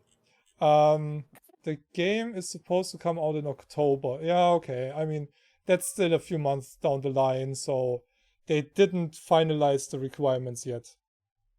Which is okay. But Yes. since I have a 2070, I guess a 2070 might be the maximum or the recommended GPU. I mean, I'm capable of running that at way over 160 FPS with maxed out epic settings. Okay, on my resolution might be a bit different because that's a little bit bigger, but so far, seriously, I'm really impressed about the performance. Yes, performance is good, despite some small stuttering, but yeah, that's kinda understandable. That's basically the problem with Unreal Engine 4 and not just with the PC. Yeah, David Harbour. Yeah, okay, that's the actor's name. Yeah, David Harbour. That's the cop from Stranger Things. And he's playing Edward Cornby. Yeah. I don't know why they made him so generic looking. When I first saw a new iteration of Edward Kirby, I thought that I'm going to play LA Noire. Yeah, the thing is, it's kind of off-putting. Like Max Payne 3 was completely not looking like Max Payne in any way remotely. Yeah. Zero. I played it for 3 hours or so, but for some reason I couldn't. It wasn't Max Payne for me. Like 2 or 3 weeks ago, they released the most epic mod ever, a Sam Lake mod for Max Payne 3. They changed over 90 models in the whole game. So Max Payne is not the bulky dude that you get in Max Payne 3 regularly. No, it's the slim Max Payne from 1 and 2. But modernized, super good looking face model, but also aged. So he doesn't really look 1-to-1 like in the first 2 games, but you recognize him right away. Now it's my Max, it's installed, I'm gonna play the game again, and I'm gonna finish it as intended, as Max Payne and not some dude. So, yeah. And not some dude from Bully got grown up and into drinking. Yeah, exactly. So the thing there was a movie for Alone in the Dark. One of the movies from Uwe Boll that kinda... it was not a good movie. But Yeah. Christian Like the Slater... second movie was good. Christian Slater played Carnby in the first movie, when I remember that right. He would have been... played Carnby like Carnby in the New Nightmare, but with a different hairstyle. Yeah, I don't know. But Christian Slater, even though he's older than David Harbour, might have been a better choice. I mean, in a game you can just make him younger, but you need I don't know, You could basically have bad connection to to Alone in the Dark. Like, hey, remember that dude? He used to be in Alone in the Dark. Yeah, okay. But yeah, I don't know. It's well, we will see when the game comes out. Yeah, that's true. Not sure. But I'm so not impressed with this whole atmosphere building. That atmosphere, it's gone. It wasn't there. Gameplay that we saw, it's basically walk through 2 rooms and through 3 rooms, press E twice and quick time event. Yeah, there's actually a spotlight video here. Gameplay and stuff. Window capture or display capture? Display capture. Yeah, that works.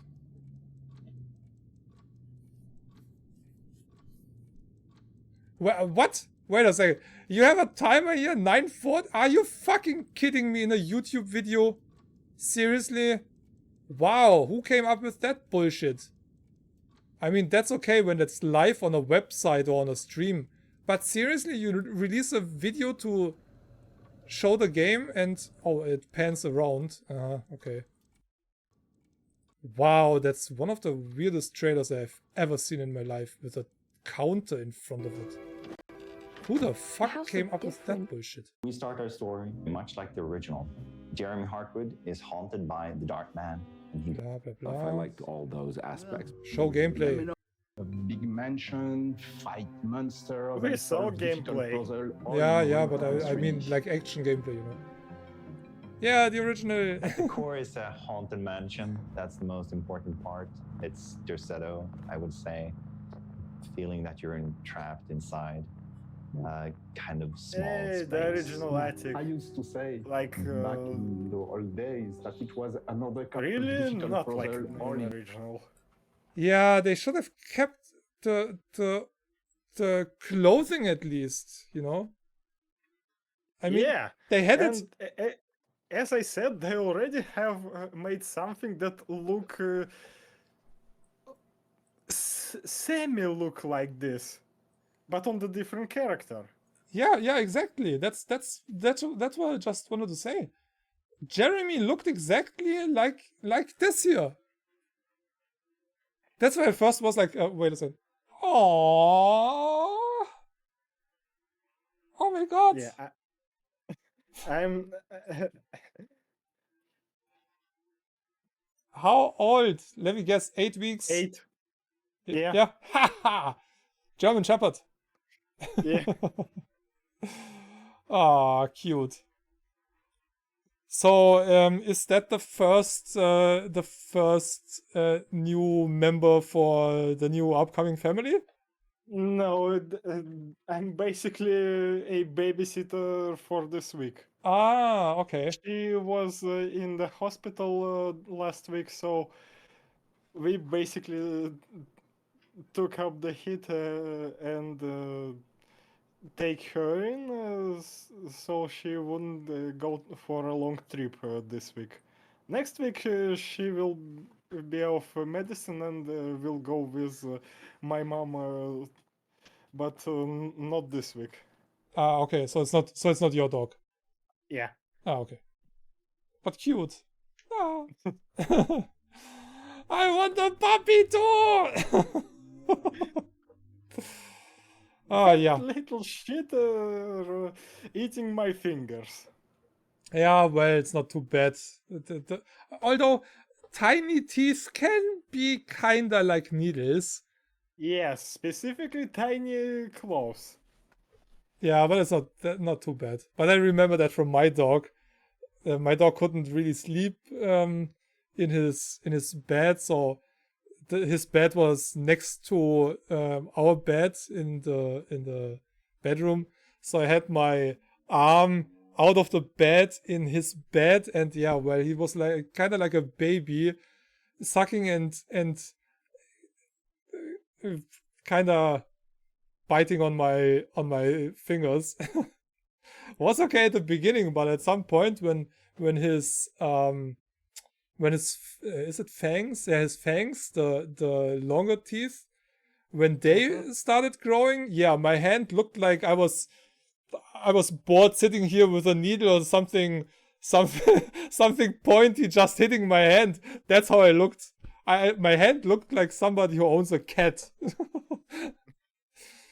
And when he grew up, my arm from here to here was all scratches because I was playing rough with him and he was holding my hand with his paws and stuff. God, I want a dog again. Yeah, someday I'm gonna get one again. But too much stuff has to still work out and change in my life and stuff. Anyway, back to Alone in the Dark. I don't understand why they put the clothing of the original character on Jeremy. Yeah, that's we wanna make Carnby. How we going to make Carnby? We're not going to make Carnby, but we're going to make a character that look like him. That's going to be an homage. The character that okay, so this way that he looks with only the vest and with the holster around and stuff reminds me awfully a lot of this game.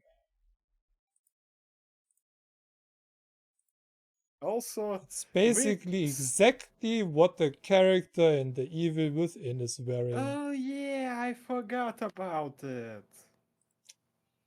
He ain't wearing the hat, so that's completely different. Yeah, okay, but the rest, it... Okay, Alone in the Dark is already losing a shit ton of points on my end. On my end, it lost all of the points when the character was like, eh. Yeah, this is basically... And then had this then was looked in the dark, looked at the camera, and that basically was like a gag death. Yeah, the prologue is I mean, it's good to test the performance of the game, I guess. Well, But I'm going to point out the other horror game. Action horror, action horror, Resident Evil 8. Capcom released a small area when you could walk around and explore it, see how exploring looks like, how environment made that they how environment look that they made, and see that by exploration you can find another weapon or bunch of resources, and you could get a taste of combat in Resident Evil 8 demo. mhm. But in this, and I hate Resident Evil 8. But in this game, in this particular demo, all you can do, again, walk through 3 rooms and make a quick time event. Yeah, that's not. Gameplay. Yeah, I'm not sure if the prologue will make many people interested in the regular game. Yes, that's why Prologue have mixed reaction. And for me, it's basically was like, I not that interested in Alone in the Dark, but they give me a demo, at least I can try it. Holy shit, it's 16 gigabytes. Maybe I could play it. Yeah, I was like, when I installed it, I knew already. You told me, hey, you can easily finish that in a stream and in a fast time. And then I saw the size and I was like, 16 gigabytes. He must have rushed through it or something. I mean, 16 gigabytes should be enough for half an hour or 45 minutes. I mean, gameplay. This basically, Yeah. the only thing that it tells you is that Grace took care of the letter for Jeremy. That was it. Yeah. But nothing Only else. thing that it tells you that Grace is a character and Jeremy is a character. Yeah, but it doesn't tell me when I play a prologue, I'm expecting to get information that is kind of helping me or kind of important when I start the normal game, because then Let's just say something that extend the experience of the main game. Yeah, exactly. But this, I mean, yeah, it gives you a little bit, but it's not like you really don't have to play the prologue to get anything out of the regular game, and that's Yeah. it doesn't add anything. What would have changed if we don't see that Grace sent this letter? Yeah, I mean, they might mention that she died there. I don't know. What if she's already dead? Or that? Why did it why did prologue? why did it switch at that moment? What was the reason for the switch of the dimension or the timeline or whatever? That would have been interesting in the prologue. Like, I don't know. Tell me something. I mean, yeah, I know the most stuff about the Grace prologue from reading the freaking store page about the Grace prologue. I know more about the game after reading this here. So this is stupid. This is really stupid. You're absolutely right about that. I mean, here it says prologue is basically made to prevent impulse buying from this game. Yeah, for anybody who doesn't know the game at all, they don't know shit about that building. If you know the original, well, you know it's a haunted house and whatnot. But here, and that's not mentioned in that prologue at all. One of the Seto's, I don't know however you say that, residents, Jeremy Hartwood, you don't even hear the name Hartwood. She just calls him Jeremy. Yes, and basically, so we would know that he is her uncle only in that scene that happened after all of those events. Yeah. It might be skipped. Yeah, it's weird. So yeah, has been acting strange lately. He asked Grace to do one simple thing, help him deliver a letter to his niece, Emily Hartwood. She seems to be the only one capable of understanding the otherworldly horrors plaguing Jeremy's mind. Yeah, but... And let's not forget that original Alone in the Dark was in correlation with Cthulhu cosmic-like horror, basically horror that beyond our comprehension. Yeah, it's a Lovecraftian game. Yeah.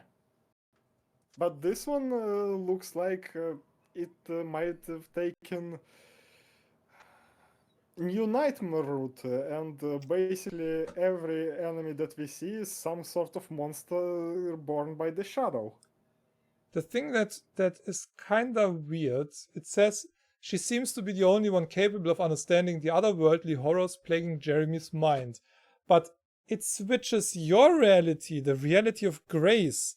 So it doesn't have to do anything with the mind of Jeremy.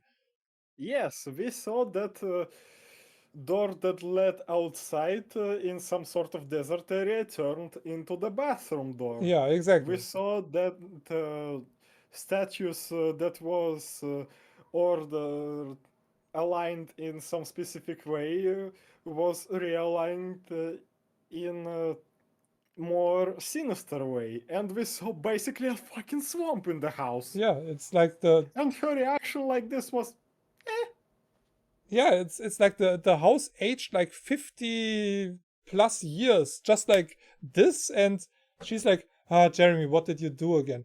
I mean, if that's all in Jeremy's mind, why does it...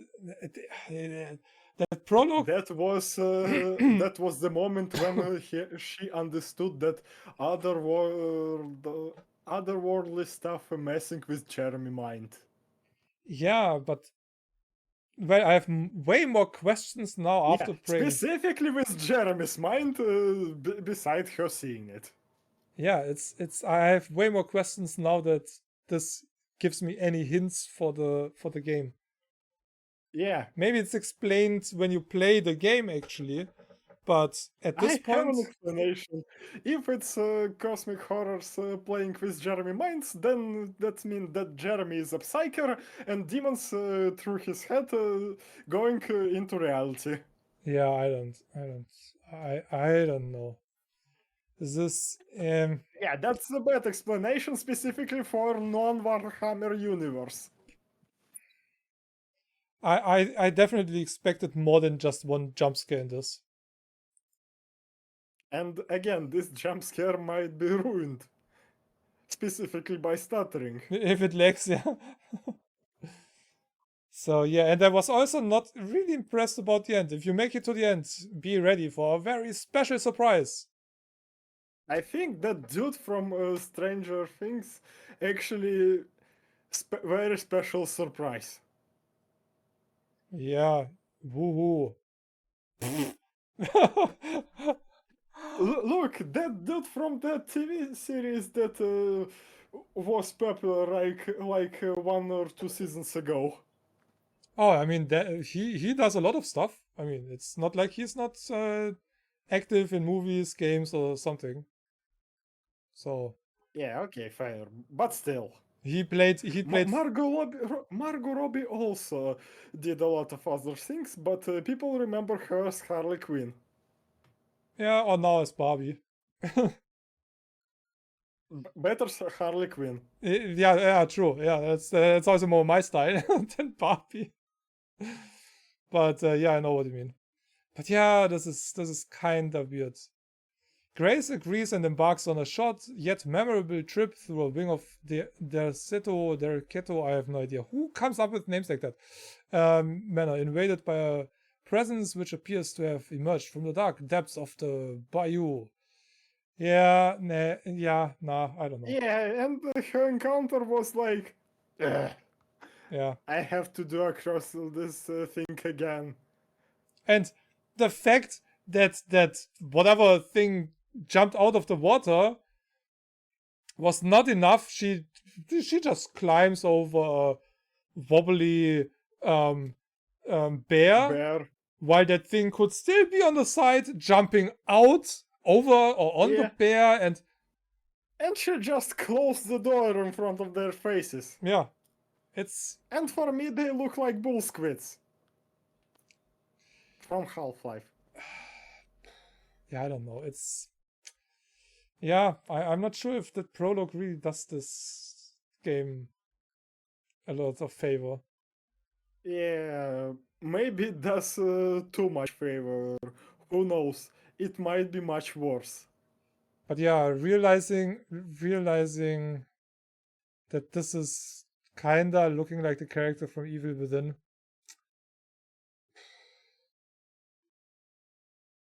And it is, I mean, Evil Within is maybe less Lovecraftian, but more real horror. But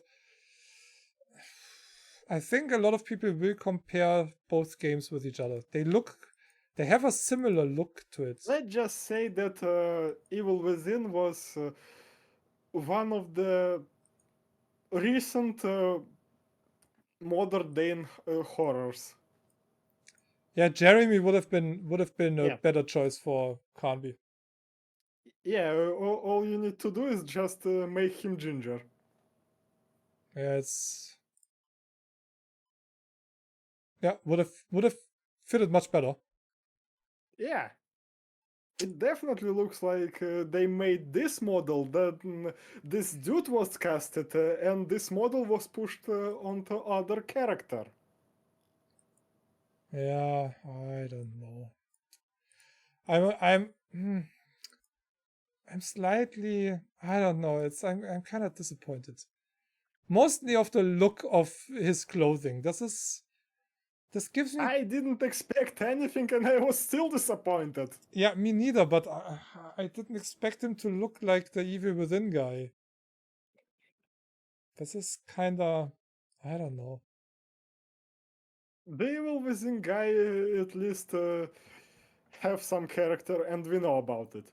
We don't know anything about this guy at this point. Yeah, that's true. Do you see?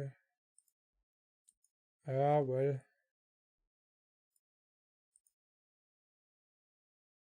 Yeah, that also doesn't fit. That's too modern. I don't know, but that plays in modern times, so it's a bit different anyway. Yeah, and it's basically like soft remake. So what happened in first 3 Alone in the Dark still canon for this Alone in the Dark.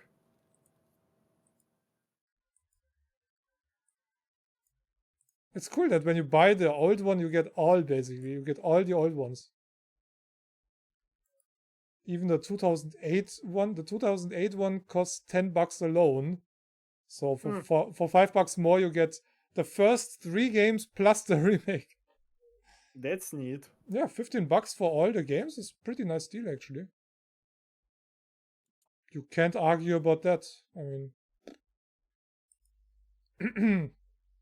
Illumination I just put on my wish list to eventually get it for $1 and then rip it a new one or so.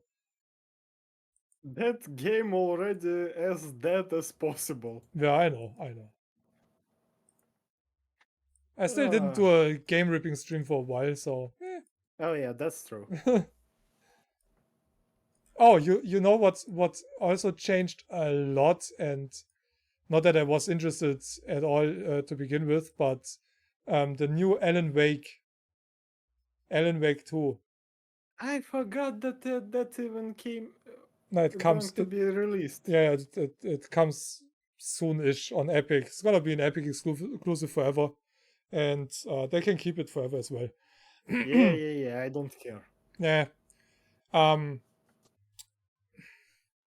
mean, I get some things these days, but if you call a game Alan Wake,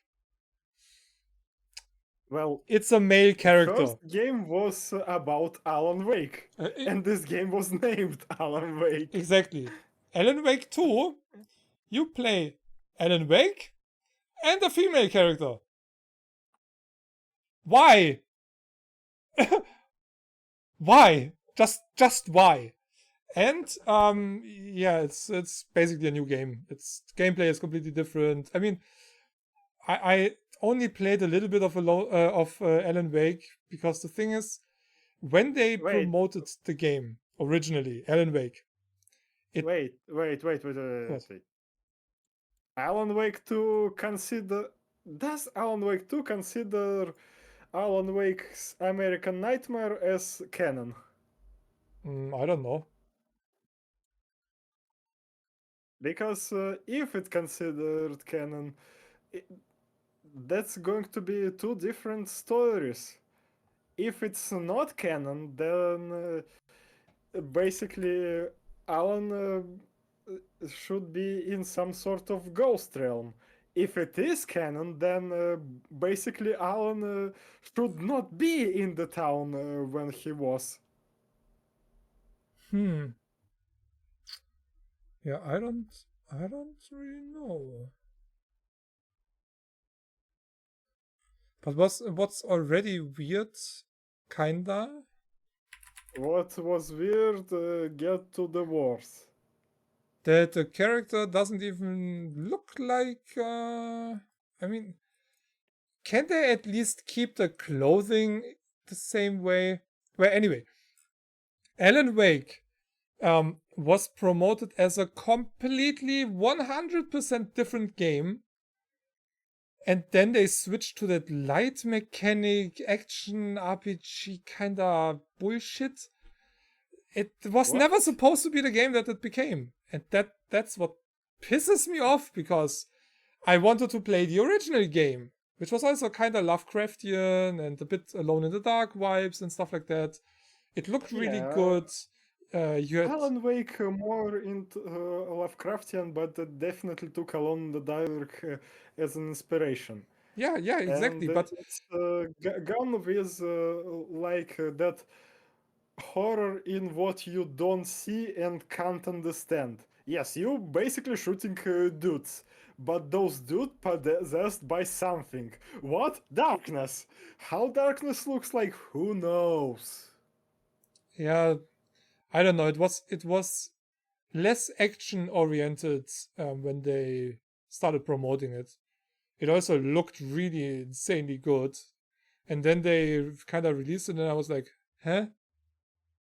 They didn't keep his outfit, which was kind of cool. You looked like you would expect a writer kind of to look like, having a scarf and, I don't know. Yeah, that's stereotypical writer, like. Yeah, like the leather patches on your elbows for the jacket and stuff like that. Yeah. Like an old school guy. You write stuff. You don't fight bullshit because you sit on your ass typing on the typewriter or writing with a pencil. You're a freaking writer. And yeah, you might kind of lose your mind and you write a story that influences the outcome in reality and stuff like that. Now it's an action game. It's not what I want to play. So for Alan Wake 2, I don't care one single bit. I've even forgot that Alan Wake 2 is going to be released. Yeah, me too. And somebody reminded me about it.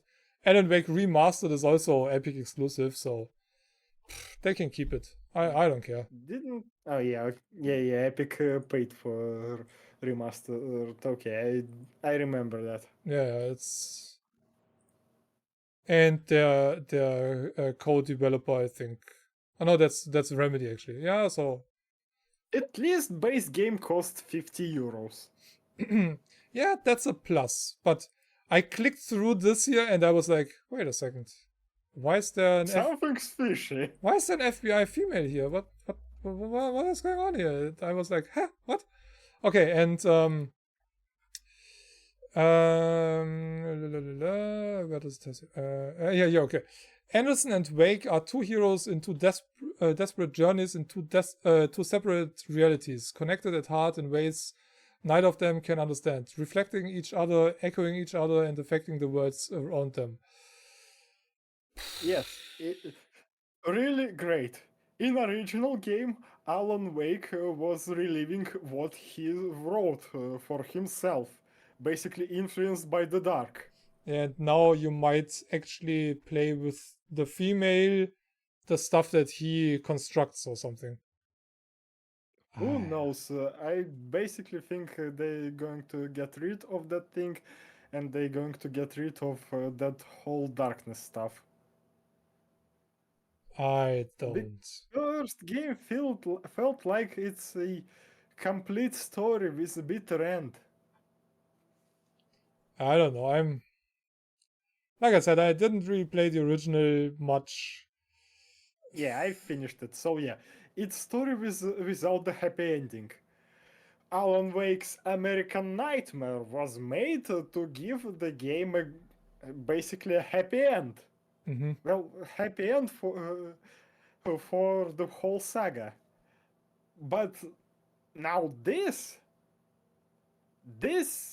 freaking thing. It doesn't. It doesn't. It doesn't sound much like it would have any relation to the old games. Yeah. And again, that's a really big question. If this game related, if Alan Wake's American Nightmare canon or not. That's two different experiences. Yeah, And two different storyline that they how they can specifically can make it. It sounds a bit like it would be the same time as Nightmare eventually, or an alternative to that.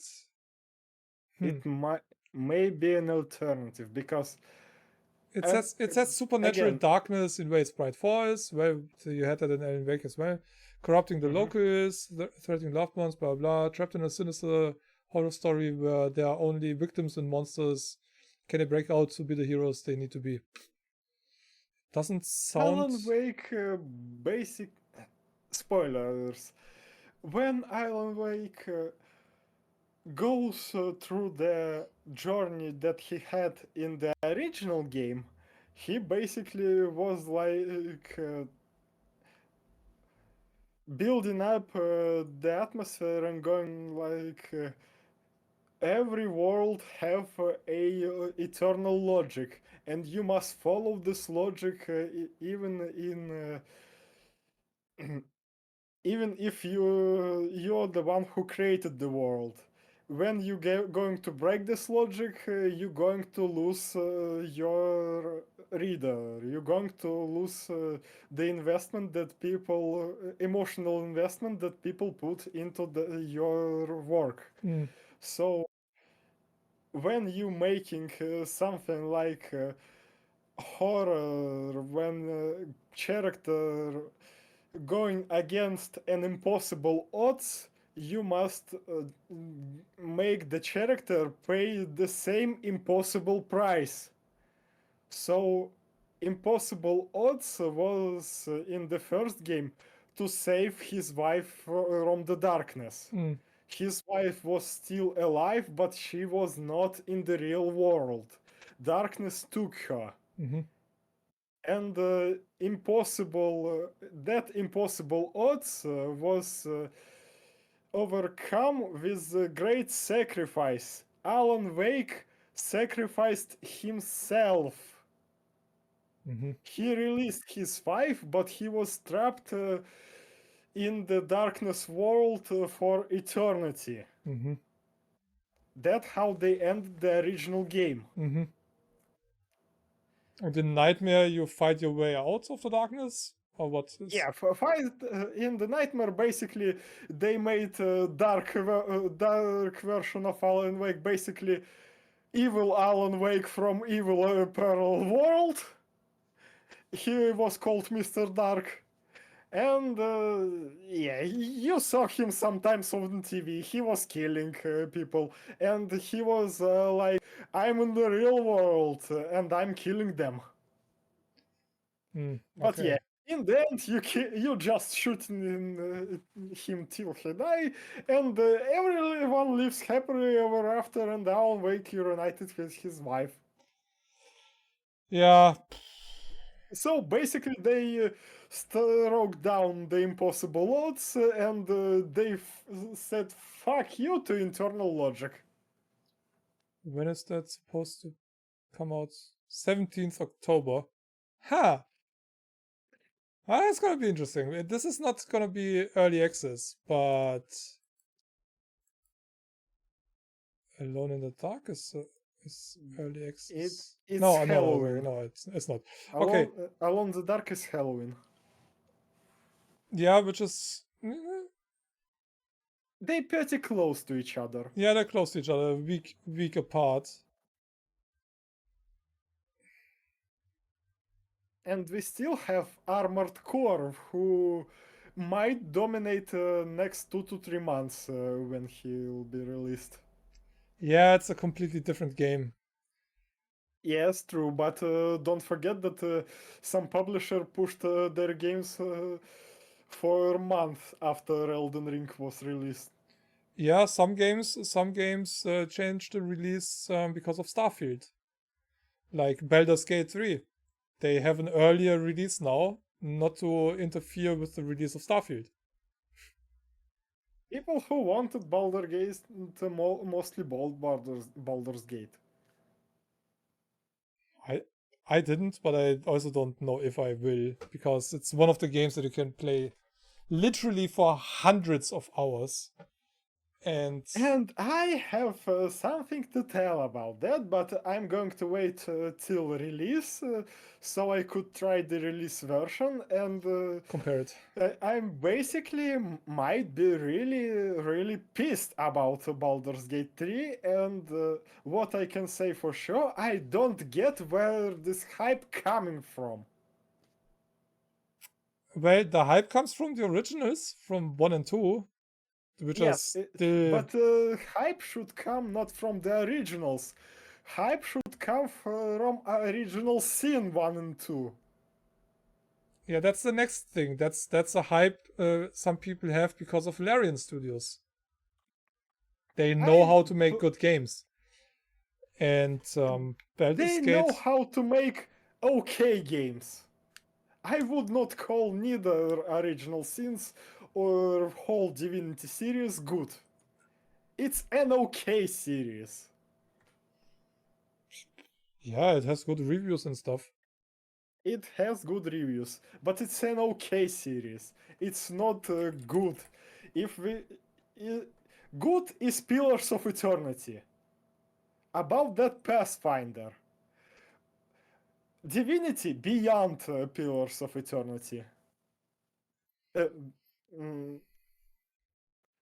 Which one? What? Lower than Pillars of Eternity. Was it the original? Yeah, Divinity Original Sin was a Kickstarter game. Yes. As well as Pillars of Eternity. Mm-hmm. But that's not the point. So they know how to make games. They know how to make an okay games. What I saw in it's very positive.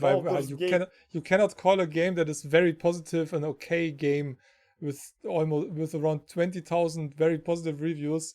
It's more than just an okay game. An okay game is when there's positive or mixed. But if you have very positive, that is pretty much a good game.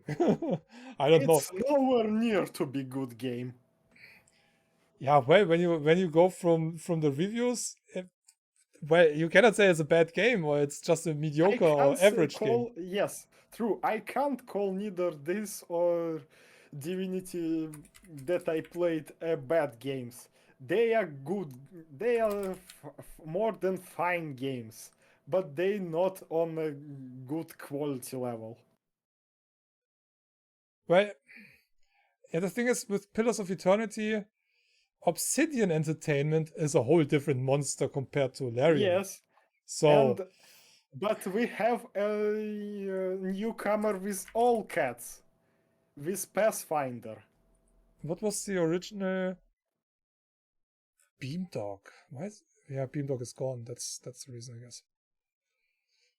Those were the original developers. Yeah, I didn't play much Baldur's Gate. I mean, back in the day, I played other original games. Baldur's Gate basically was developed by BioWare. As far as I Oh yeah, remember. that's the enhanced one. Yeah. Was it BioWare? Yeah. Okay. As far as I remember, both original Baldur's Gate was made by BioWare. Yeah, you can only get the enhanced one. Dark Alliance was Square One. Square One and Black Isle. Black Isle Studios. Well, anyway, So yeah, I already have something to say about Baldur's Gate 3, but I'm going to wait till the release because seeing how they brag about some stuff in Baldur's Gate 3, I'm a bit surprised that they brag about it at all. yeah, what exactly? I'm going to go with characters. Most of the characters are pure bollocks. Yeah, why? I mean, Most of them so insufferable that you basically might have an idea to run around alone. Specifically Fighter. Fighter's so fucking... Yeah, what the stuff they say, the stuff they do, or what The exactly? stuff they say. Specifically the stuff they say. And you basically put in alignment...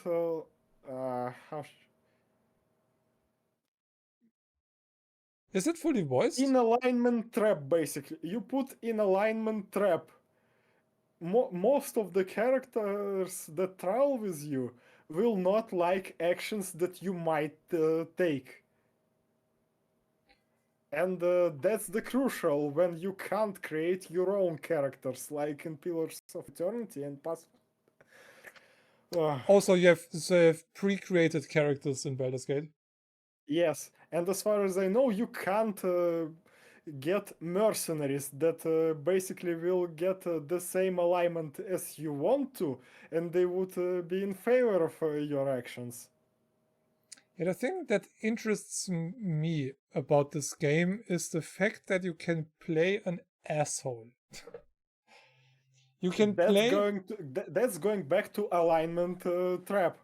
Most of the characters won't like when you act specifically evil. Yeah, I know, I know that. Not like an asshole. Yeah, I mean, not like an asshole. Evil. Yeah. If you evil option is basically going to put you in a bad.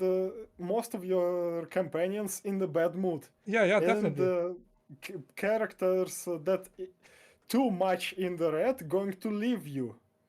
Yeah, it's a complete different way to play the game.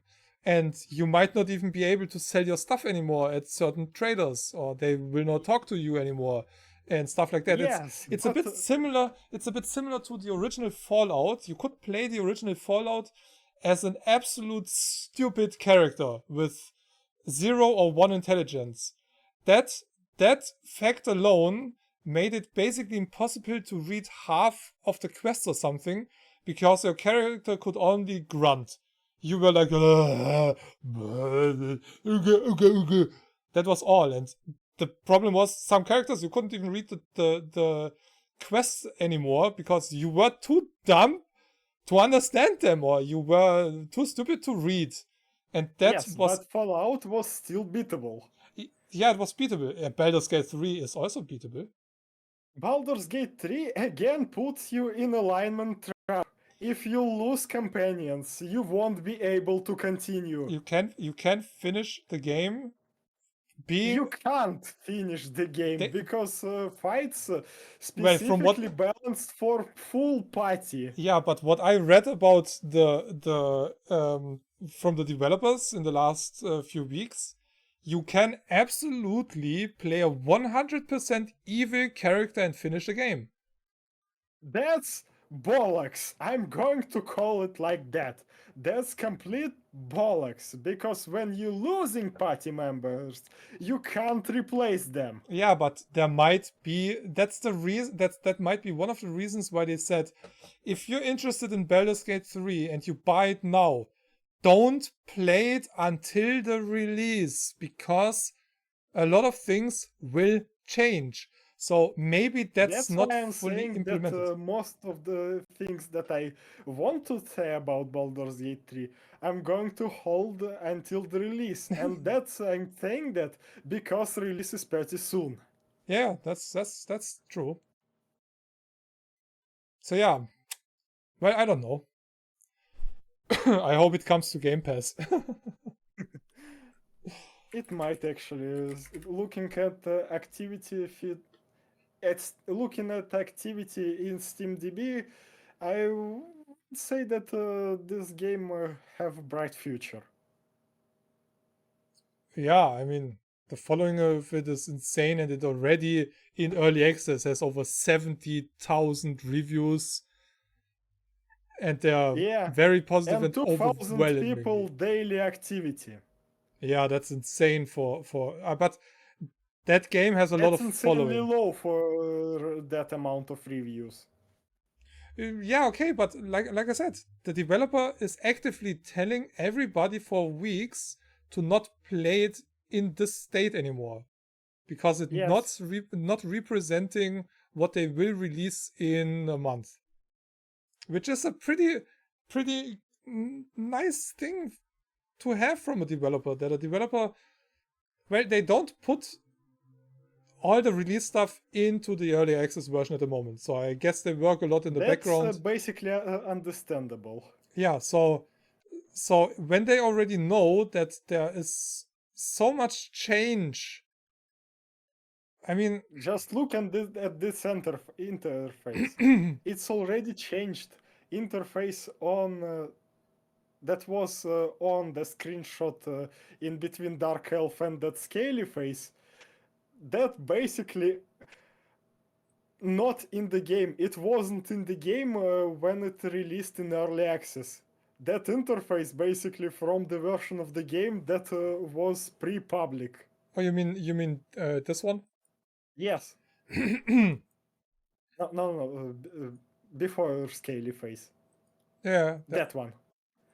That's pre-public interface. Okay. Yeah, I saw that a while ago. So yeah, and if I would buy that game now, I would not touch it until October. And I'm kind of tempted to get it because I've seen it for less than $60. I'd say if you wanna get at least an understanding how it's going to work, then yeah, maybe. But if the developer themselves saying that it's not going to represent the whole experience, then I definitely would wait, because you had your opportunity to play in early access. Right now it's a bit too late. Yeah, exactly. Is it from the point of view, is it a third-person game? Yeah. Yeah. Okay. It's basically like the Dragon Age camera. Yeah. Okay. Because the original was a bit further away, and I'm not. Yeah, original is basically like classic isometric God view. Diablo style. Yeah. Okay. Yeah, because there are some screens that actually look like that. So I guess that might be transitions between cutscenes or so, like this here. No, you basically can put camera in that position. You have full control of the camera. Ah, okay. So okay, yeah, that's a bit like Neverwinter Nights or the original. Yeah. Like first Neverwinter Nights. Yeah. Okay. That's okay. That's a good combination between isometric and full third person. That's okay. It's not as complicated as in first Neverwinter Nights, but yeah, I would say that camera pretty closely represents something like Neverwinter Nights. But yeah, they were in early access for almost exactly 3 years then. Yep. And it's definitely a game that you can play for hundreds of hours. I mean, there are over 600 spells in the game. 600 they know of at the moment. There's still more in it that have not been revealed or something. I mean, 100 would be already enough. Why 600? It's overkill. But yeah, the only thing, or the thing that interests me the most in this game is playing a super evil character. Killing everybody that I dislike. And don't care if it's a grown-up, a child. The only thing I wouldn't kill are dogs. But besides dogs, everything would be open. I already screwed up myself with this game when I first bought it, and I told that warrior woman to fuck off, and that vampire dude to fuck off. I didn't want to do anything with those two. Okay. Those two was insufferable for me. Are they fully And, voiced? Yeah. Ah, okay, yeah. And game fucked me because of that. I lacked the two characters. And another two characters that I got to replace those two, basically rogue and fighter, was spellcaster and mage. Two non-combatant classes. Game is going to fuck you if you're not going to Yeah, but if you're not going to collect a Mary gang together. Yeah, but I guess that's stuff that they are still fixing, because that's basically game breaking and that needs to be That prevented. might be, because as far as when I played it back 2 years ago, Yeah. 3 years ago, and when it was right now, it didn't change. It was specifically like back 3 to 2 years ago, and right now it was exactly the same thing. If I would like to say those two characters fuck off and have a nice day, I would be fucked by the game with fights. Yeah, but that's, I mean, the way you say it, it makes it, this would be game breaking.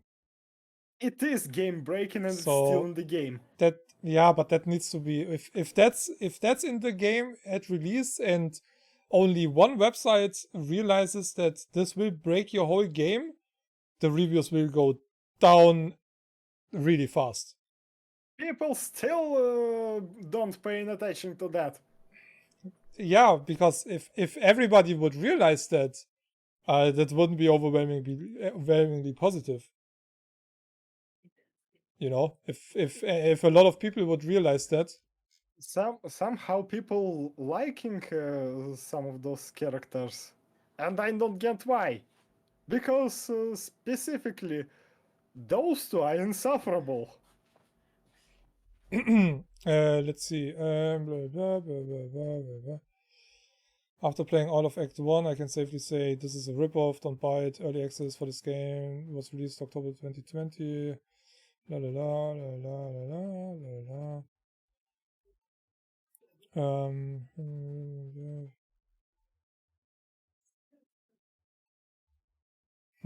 Yeah.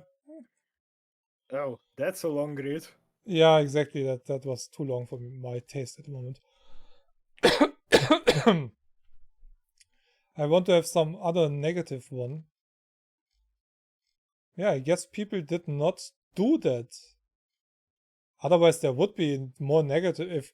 If I would play the game, and people basically didn't realize that you can screw yourself by yeah, that's saying fuck you to two combatant classes. Either it was an issue on your end, or the others just did not do that. I think that others just did not do that, because who would in his right mind say fuck you to the fighter. Specifically when you don't know when you'll get another one. Yeah, that's the thing. I mean, that should be either prevented or done a different way, that if you get rid of that character, you will meet another character that you might meet later Mercenaries. sooner. Yeah, or that, yeah. But yeah, that was the only negative review. That's seriously the only negative review. I never scrolled down in reviews that far in my life. The scroll bar is like I'm down. Let's not forget that some negative reviews still have thumbs up. Yeah, yeah, that might be. But most stuff I cannot say good enough. 10/10 and stuff like that. I don't see negative.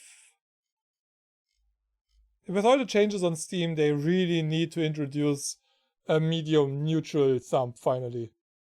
Yes, You need that's that for sure. You need that for so many games.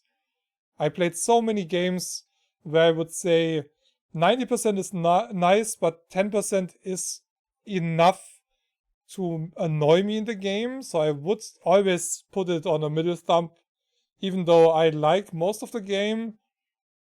If I'm pissed about some function, I will not recommend that, or would say get it, but Yeah, I will. There is one big but that you must know. If it's not going to annoy you, then go for Exactly. it. But If not, nah. I wouldn't directly say, yeah, I don't get that game because of that one function. That's bullshit. So we need one of those. Yeah, but there's not one. That was the only negative. Oh, okay. There are some. Okay. They said it will be a year. 2 years later, still barely much. Okay, that's not that important. I really hate people like that. I mean, there should be a questionnaire before you buy an early access game. Like, Will it be finished at all? Do you realize that you pay for an unfinished product that might be in development for longer than they say? Click yes, Or then you can go won't be next. finished at all? Yeah. Yeah, stuff like that. I mean, you need to be sure about that. If you invest into a prototype or into something that is in the making and in the end somebody says, nah, it's not worth the development costs anymore, and they scrap it, yeah, you need to know and keep that in your mind. I know that when I supported an early access game. I know that I might be stuck with the game forever in the state they abandon it. I mean, I have a ton of unfinished early access games. I mean, I also have a ton of early access games that actually finished to release, but yeah. I have one specifically early access game that I want to see finished, but I'm not sure if it will be. Oh yeah, actually two. And one of them is World of Horrors. It's still in early access. What's the another one? Yeah, this is from Quake Develop. I mean, Starbound was longer in development than planned. Most games are long in development than they're planned. And to be honest, if I get an early access game and it would be done sooner than they said initially, I would maybe question if they just rush to the end to release the 1.0 and leave the game abandoned, because that also happened. Some games were released as 1.0 and they were basically still the beta version. They just wanted to get rid of early access, be done with it, and leave. Happened so often. I saw so many games this year who did exactly that. Or be like, hey, we finished a bit earlier. Now buy those DLCs that basically finish the game. That basically will finish the game.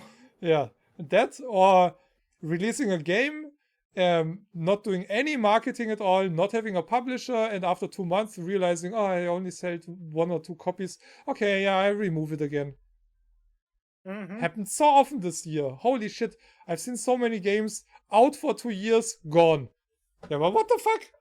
Are you all pulling a freaking Square Enix Babylon's Fall bullshit on it? Babylon's Fall a bit harder hit because it's always online. Yeah, and it So was less people than a who year. bought it wouldn't be able to play it at all. A lot of games that have been removed lately have been single player games that will not work anymore because for some stupid reason there is server related bullshit in it. Like online. I remember the name. Wrath of the Wrath Aeon of Ruin. This game's still in early access and it looks like it's abandoned. Yeah. 3D Realm. Yeah, 3D Realms is no more anyway, right? Mm-hmm. So I uninstalled today after playing. Okay. Basically it's the same developer as Iron Fury right now. But yeah, while Iron Fury was finished, this game looks like it would never be finished. See, one thing that seriously, and people like that should get banned from being able to post reviews in the future anymore. Reminder, this game was released to early access on October 6th, 2020. This piece of shit lowlife moron posted a review on 7th. I installed today after playing 18 hours. There are just so many bad decisions and sloppy implementation that I won't even bother until they do a lot of work. You piece of shit asshole! Seriously, it was out for a day in early access, which means it's an alpha version. Or beta at best. Judging a game on day 1 of early access should be punishable by law, seriously. They asking money for that, so he have full rights for that. Yeah, but you cannot expect full content and everything working. Yeah, okay, you can't expect full content. Or But mechanics. Yes, he still can. Mechanics working as you would expect it. Early access is for those assholes downvoting a game to tell the developer what they're supposed to do different so they can upvote the game, because that's not the game they want. So tell the developer what you want. Don't be like, I expected a full-blown game with perfect mechanics on day 1. This is a ripoff. They worked for 3 it's years. Early access. It wouldn't be finished in some time. Yeah, exactly. There should be a limit. There shouldn't even be reviews allowed for an early access game, at least in the first month or something like that. It makes no sense. It's like when I go to, I don't know, any car manufacturer, go into their special facility where they develop prototypes and stuff. I take the car, go on the Autobahn, and the car blows up and gets in pieces, and I'm like, you gave me that car, it had 4 wheels, a motor, and it blew up. It's a shit car. Yeah, no shit, we just put it together with duct tape, so we have something to show how the production car might look in the future. I mean, it makes no sense. Seriously, and people who do shit like that... If I would have judged Dead Cells in alpha state, the prototype with 2 levels and a boss, I mean, it was awesome already, but there was no content in there. It makes no sense to judge the content. It's like watching a movie in the cinema and then leave the movie after 1/3 because you didn't like something or you didn't understand it, but the conclusion or the explanation of the movie comes at halfway into the movie. Is the puppy eating something? That's not puppy. That's already my dog. Ah.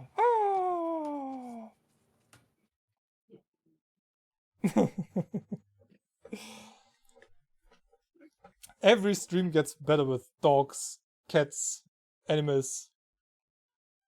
Aww. Yeah, 2 dogs in one stream. Yeah, also, I just said while you had your headset off. Every stream gets better when you introduce puppies or dogs, cats, any animal always makes the stream better. No matter the stream. Aw, cute.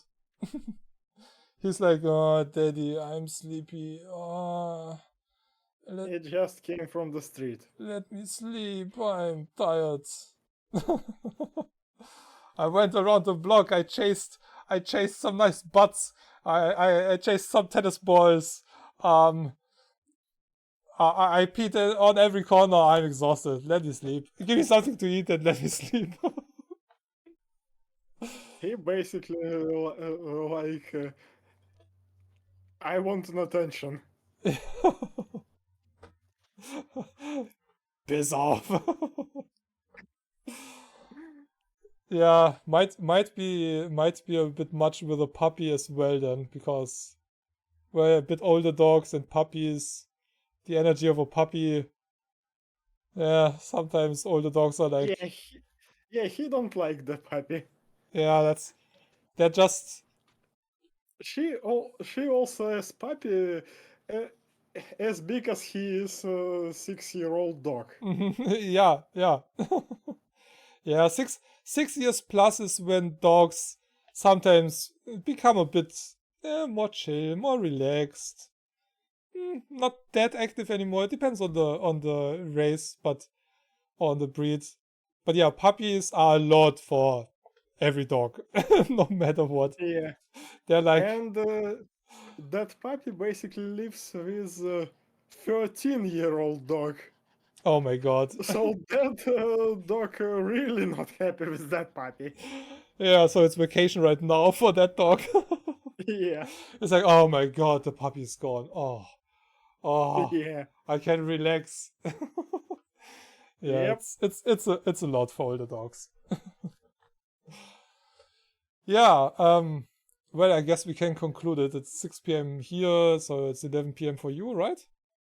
Yeah, and it's 3 hours time, so How do short. how do we always manage to do short streams like that? I Completely don't know. scripted, on topic, on point, never going off any path. I don't know. It's crazy. That's always... It's not like we had a path this time.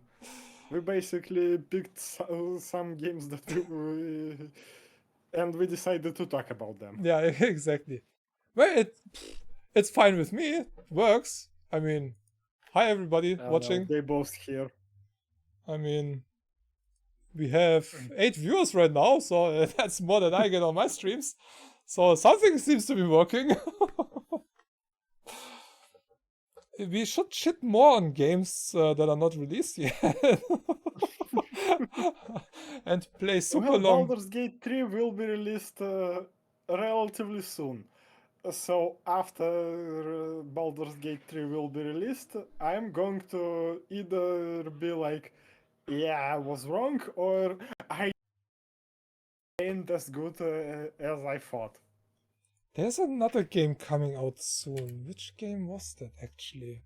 Armored Core next month. So Yeah, not but that soon. no, next week. Next week is another. Oh, next week? Yeah. There's beginning of August. There are some games coming out. I don't remember. Maybe Ratchet and Clank? That's in a week and a half. Okay. Zork Anthology? Popular new releases. Where's the upcoming tab? God damn it.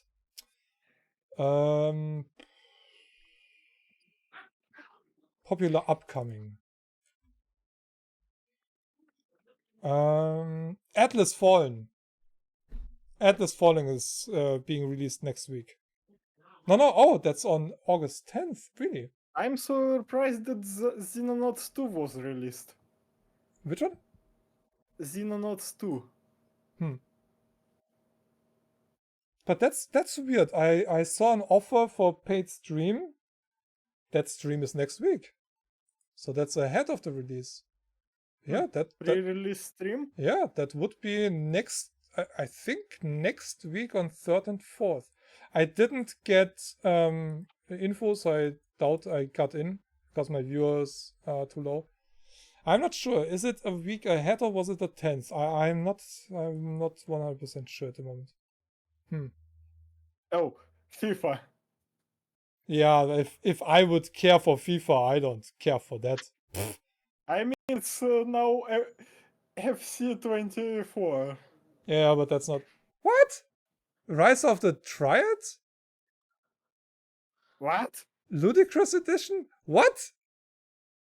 Is that a remaster of... Wait, what?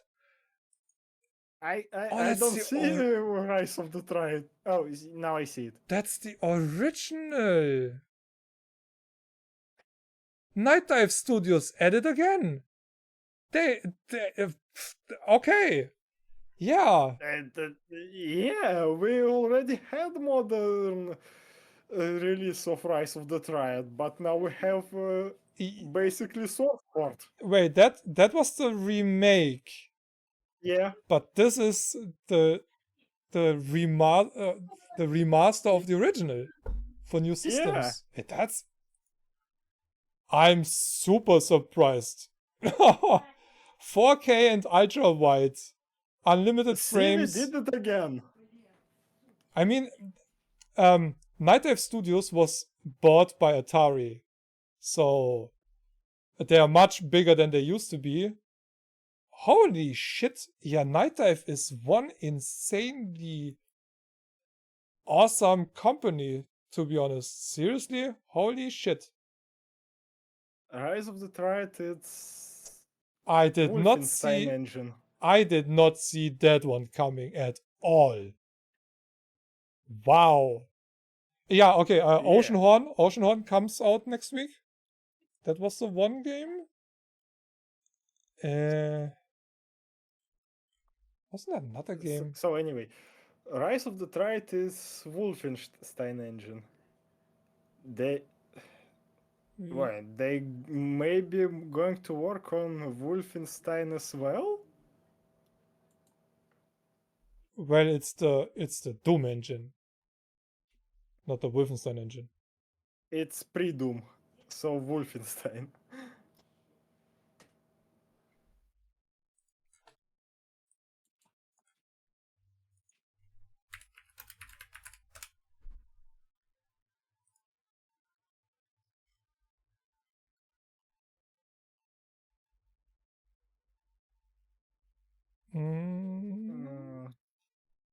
Original plus expansion pack. Content from betas. Okay, okay, Doom is also Wolfenstein engine. Okay. The original Doom is based on the Wolfenstein engine. Yeah. But Rise? Didn't Rise come out? Did Rise come out before Doom? Nah. Nah, that came after. Okay,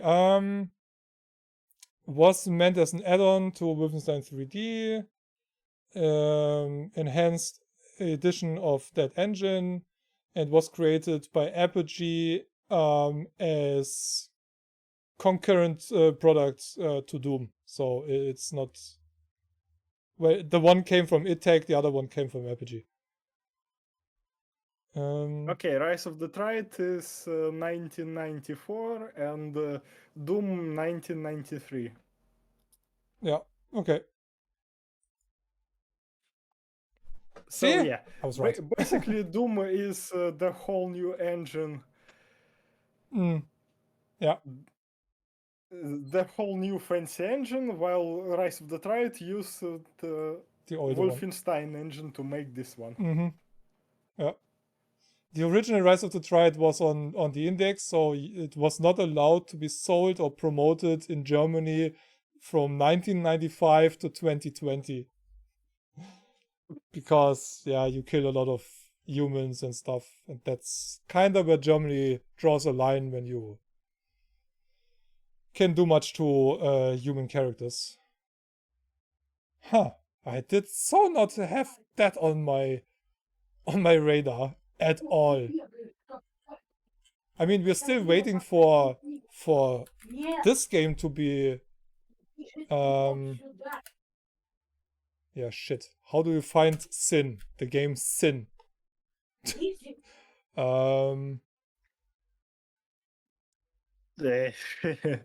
Good question. Yeah, good luck.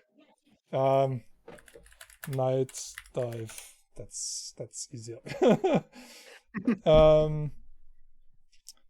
Because Night Dive Studios works on Kingpin, Sin Reloaded here. There's no news. They work on Kingpin? Yes, yes. They work on Sin as well. The last game from Sin was, well, the episode that was kind of killed. But the original Sin, this will be an enhanced version of the original Sin. Original Sin was a really, really nice game. I liked that a lot. It had a lot of awesome interactive shit in it. Basically like Duke Nukem, where you can change architecture. You could use ATMs, telephones, and shit like that. So really looking forward to that. No idea when that ever comes. But yeah, it's true to the original from the looks, but, well, modernized. And Kingpin... okay, can you search for that? Kingpin was also not allowed in Germany. Kingpin Reloaded.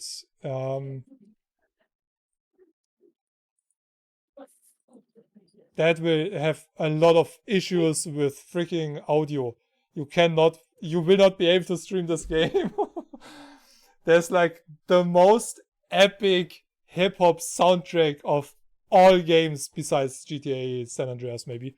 But the soundtrack in the original... I don't know. I didn't get too much into Kingpin. Oh, I did. The start was really brutal. Yeah, oh yeah, this was one hardcore game back in the day. Holy shit, it was really hard game. Was one 2020? Kingpin back in the day when it came out.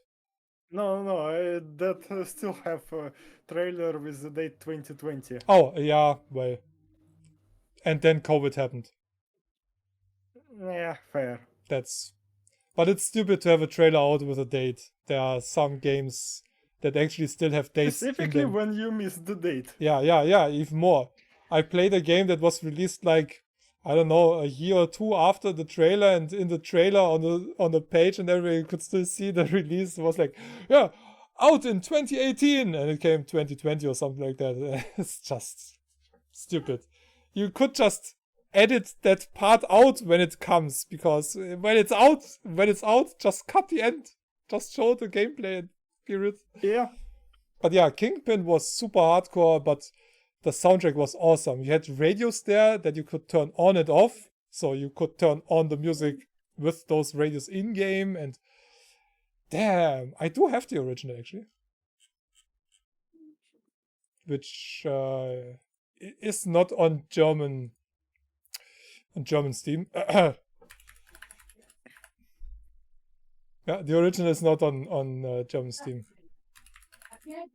Oops. I do have it. Where do I have it? I have it on some system. Do I have it on GOG? I have it somewhere. I do know I have the original. I had a CD version back in the day, but I do have it. I know that for a fact. I did buy it for something, but didn't I put it in my... Huh? Why don't I have Kingpin? I know I have it for Steam. That's weird. Not in German Steam. Is it in here? My list of games that are not... Nope. Where do I have Kingpin then? I know I have it. I definitely have it. Well, anyway. We wanted to get to an end 10 minutes ago. Yeah. So yeah, Night Dive Studios. Oh, wait. Kingpin Reloaded is coming from Slipgate? What? So that's not from Night? Oh, okay. I Yeah, thought- that might be why you didn't see it. Yeah, I thought that comes from them. Interesting. And what? Ghost Runner 2 is not coming from them either? Okay. That's odd. Interesting. Yeah, not gonna get that game anytime soon, I guess. Still didn't finish the first one. Some asshole turned the music. Yeah. Party. Wait, why? Okay, why? That doesn't make any freaking sense. Can you say something? Stream died. No, I switched to the end card. It shows the NDI source, but the moment you started talking, your audio was not coming through anymore. Interesting. That's weird. And my bitrate just drops down to 0. I can see the buffering. That doesn't make any fucking sense. There's nothing on that scene. Okay, let me get back to this here. Looks like animation killing your stream PC This is for some reason. This is super weird. I had up to 16,000 bitrate now. Okay, now it's over 3. Yeah, well. So yeah, famous last words. Okay, epic. Yeah, exactly. All right. Well, They can keep Alan Wake 2. That's for sure. yeah, That's free for them. I seriously don't care. I didn't care much for the old one, and yeah. Oh, okay. Well, that's okay. I'm actually gonna show that here. I didn't see that you sent me that link with the logos, since we were talking about that. Yeah, I kinda didn't No, that mention it either. Huh? Did I? Wait, what? Oh, that's a picture that you... Oh, okay. I thought the link is showing me that picture. Ah. No, there... I just got a picture. Okay, yeah, there we go. The evolution of that. That's quite interesting. Yeah. Yeah, the Bandai Namco orange one was fine. I still remember that logo actually. You mean Square one? The square one, yeah. They still use it in toys department. Really? Yeah. Okay, that's... So Bandai is still used. Bandai Namco, it's different for electronic products, but when it comes to physical goods, it's still just Bandai. Either red or blue one. Okay. Well, with this logo in mind, the change makes more sense, but why the fuck pink and why not red or orange? To just have something as a reminder. Because last separate logos both had red. Yeah, I mean, it's just, I mean, the color would not have been any question for me. Pink, why pink? Makes absolutely... The very first Namco logo was pink. Like, I don't know, 80 years ago or something, I guess. But why pink? Makes no sense at all. And, I mean, they could have at least used this font or something, which is also kinda its own thing. Its own logo already with the A and the B. Well, anyway, weird. Lothar, you have a good night. Enjoy puppy time, if possible, and... They used horse because kids like horse. okay. Yeah, I don't have a problem with the horse, even though it looks kind of weird, but... And Namco, basically, Nakamura Manufacturing Company. Okay, that's interesting. That's interesting. And yeah, I see the puppet icon, which looks super creepy. So yeah, it kind of makes sense to use that still for puppets and stuff like that. Okay. But the new one, I'm just not a fan of the new ones. Alright, Lothar, I'm gonna kick you out. You have a good night. And yeah, give me the news about you know what. And yeah, keep me informed. And I still need a picture of your... Well, a news flash. In 1 hour, I'm going to be 31 years old. yeah. God, you're old. Yeah, I know. I need to brush the sand under me. Yeah, but well, the moment you reach the 30, it's okay. I mean, it's fine. Oh, and you need to show me a picture of that thing that you were building with the mini Lego. Yeah, I get what you're talking about. I was a bit busy with other stuff, so Yeah, no worries. yeah, I need to get into building it. Yeah, do it. Yeah, no. More important stuff at the moment for you. So take care of that. The other stuff is not really important. All right, Lothar, you have a good one. Yeah. Bye. Bye, everyone. Bye, Triton. All right. Well, that was fun as always and unexpectedly long as always. Well, that never happened before.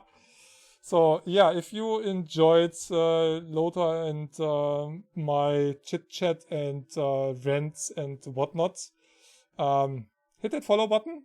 Also follow me on Twitter, because that's when I post when we go live and do that stuff. So I need to see if I have to do some shopping, because yeah, it's past 6 p.m. and stores close in a few hours at 8 p.m. At least here in my area of Germany. Some other parts are better. Okay. My stream PC cannot handle that animation. Are you kidding me? Seriously?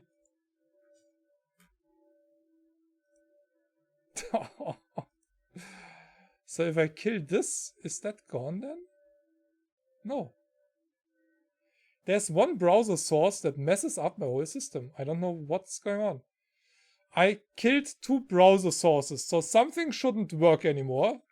But I see everything. I see... Oh, it's not animated anymore. Ah! Wow, my system cannot handle the animation of the background anymore. Are you serious? Wow. That's super disappointing. I mean, it's not a bad PC. That PC can handle a lot, but for some reason... Well, anyway. Yeah. Again, thanks Lothar for doing this for over 4 years already. Number 44 today. And we're not gonna end anytime soon. Well, stuff might change in the future for Lothar, but I guess we still continue to do our streamcasts. I don't see a reason why to stop that. And I need to find out where I freaking have Kingpin. In what freaking launcher? Oh my god, all those platforms, they drive me nuts. It's so hard to keep track what games you have where, because you have Prime, EA Games, Epic, thankfully no Bethesda launcher anymore, that's gone. Game Pass, I don't care too much about that because I don't buy games in there, so it doesn't matter. But yeah, sometimes it's really hard. I check a sale and I go on Steam and I see, oh, I don't have that, but I think I played that somewhere, then I find it somewhere else. Yeah, that's where GOG Galaxy is a good idea, because that shows you all the games that you own in all platforms. But it's relatively slow and it always re-imports for minutes and stuff like that. Anyway, not sure what we're going to talk about next time, but next time there will be a few games out that we mentioned. So that might be something. But yeah, it's gonna be a surprise, I guess. So I'm not sure if I'm gonna stream again today. Yeah, like I said, follow me on Twitter. That's where I post when I go live. So yeah, thanks again, Lothar, and good luck and have fun with everything in the next few weeks. Have fun with the puppy, even though puppies can be stressful, but they're still freaking cute. I want to cuddle it. Alright, anyway, thanks for hanging out, and time zone appropriate greetings, everybody. Have a good one. Bye.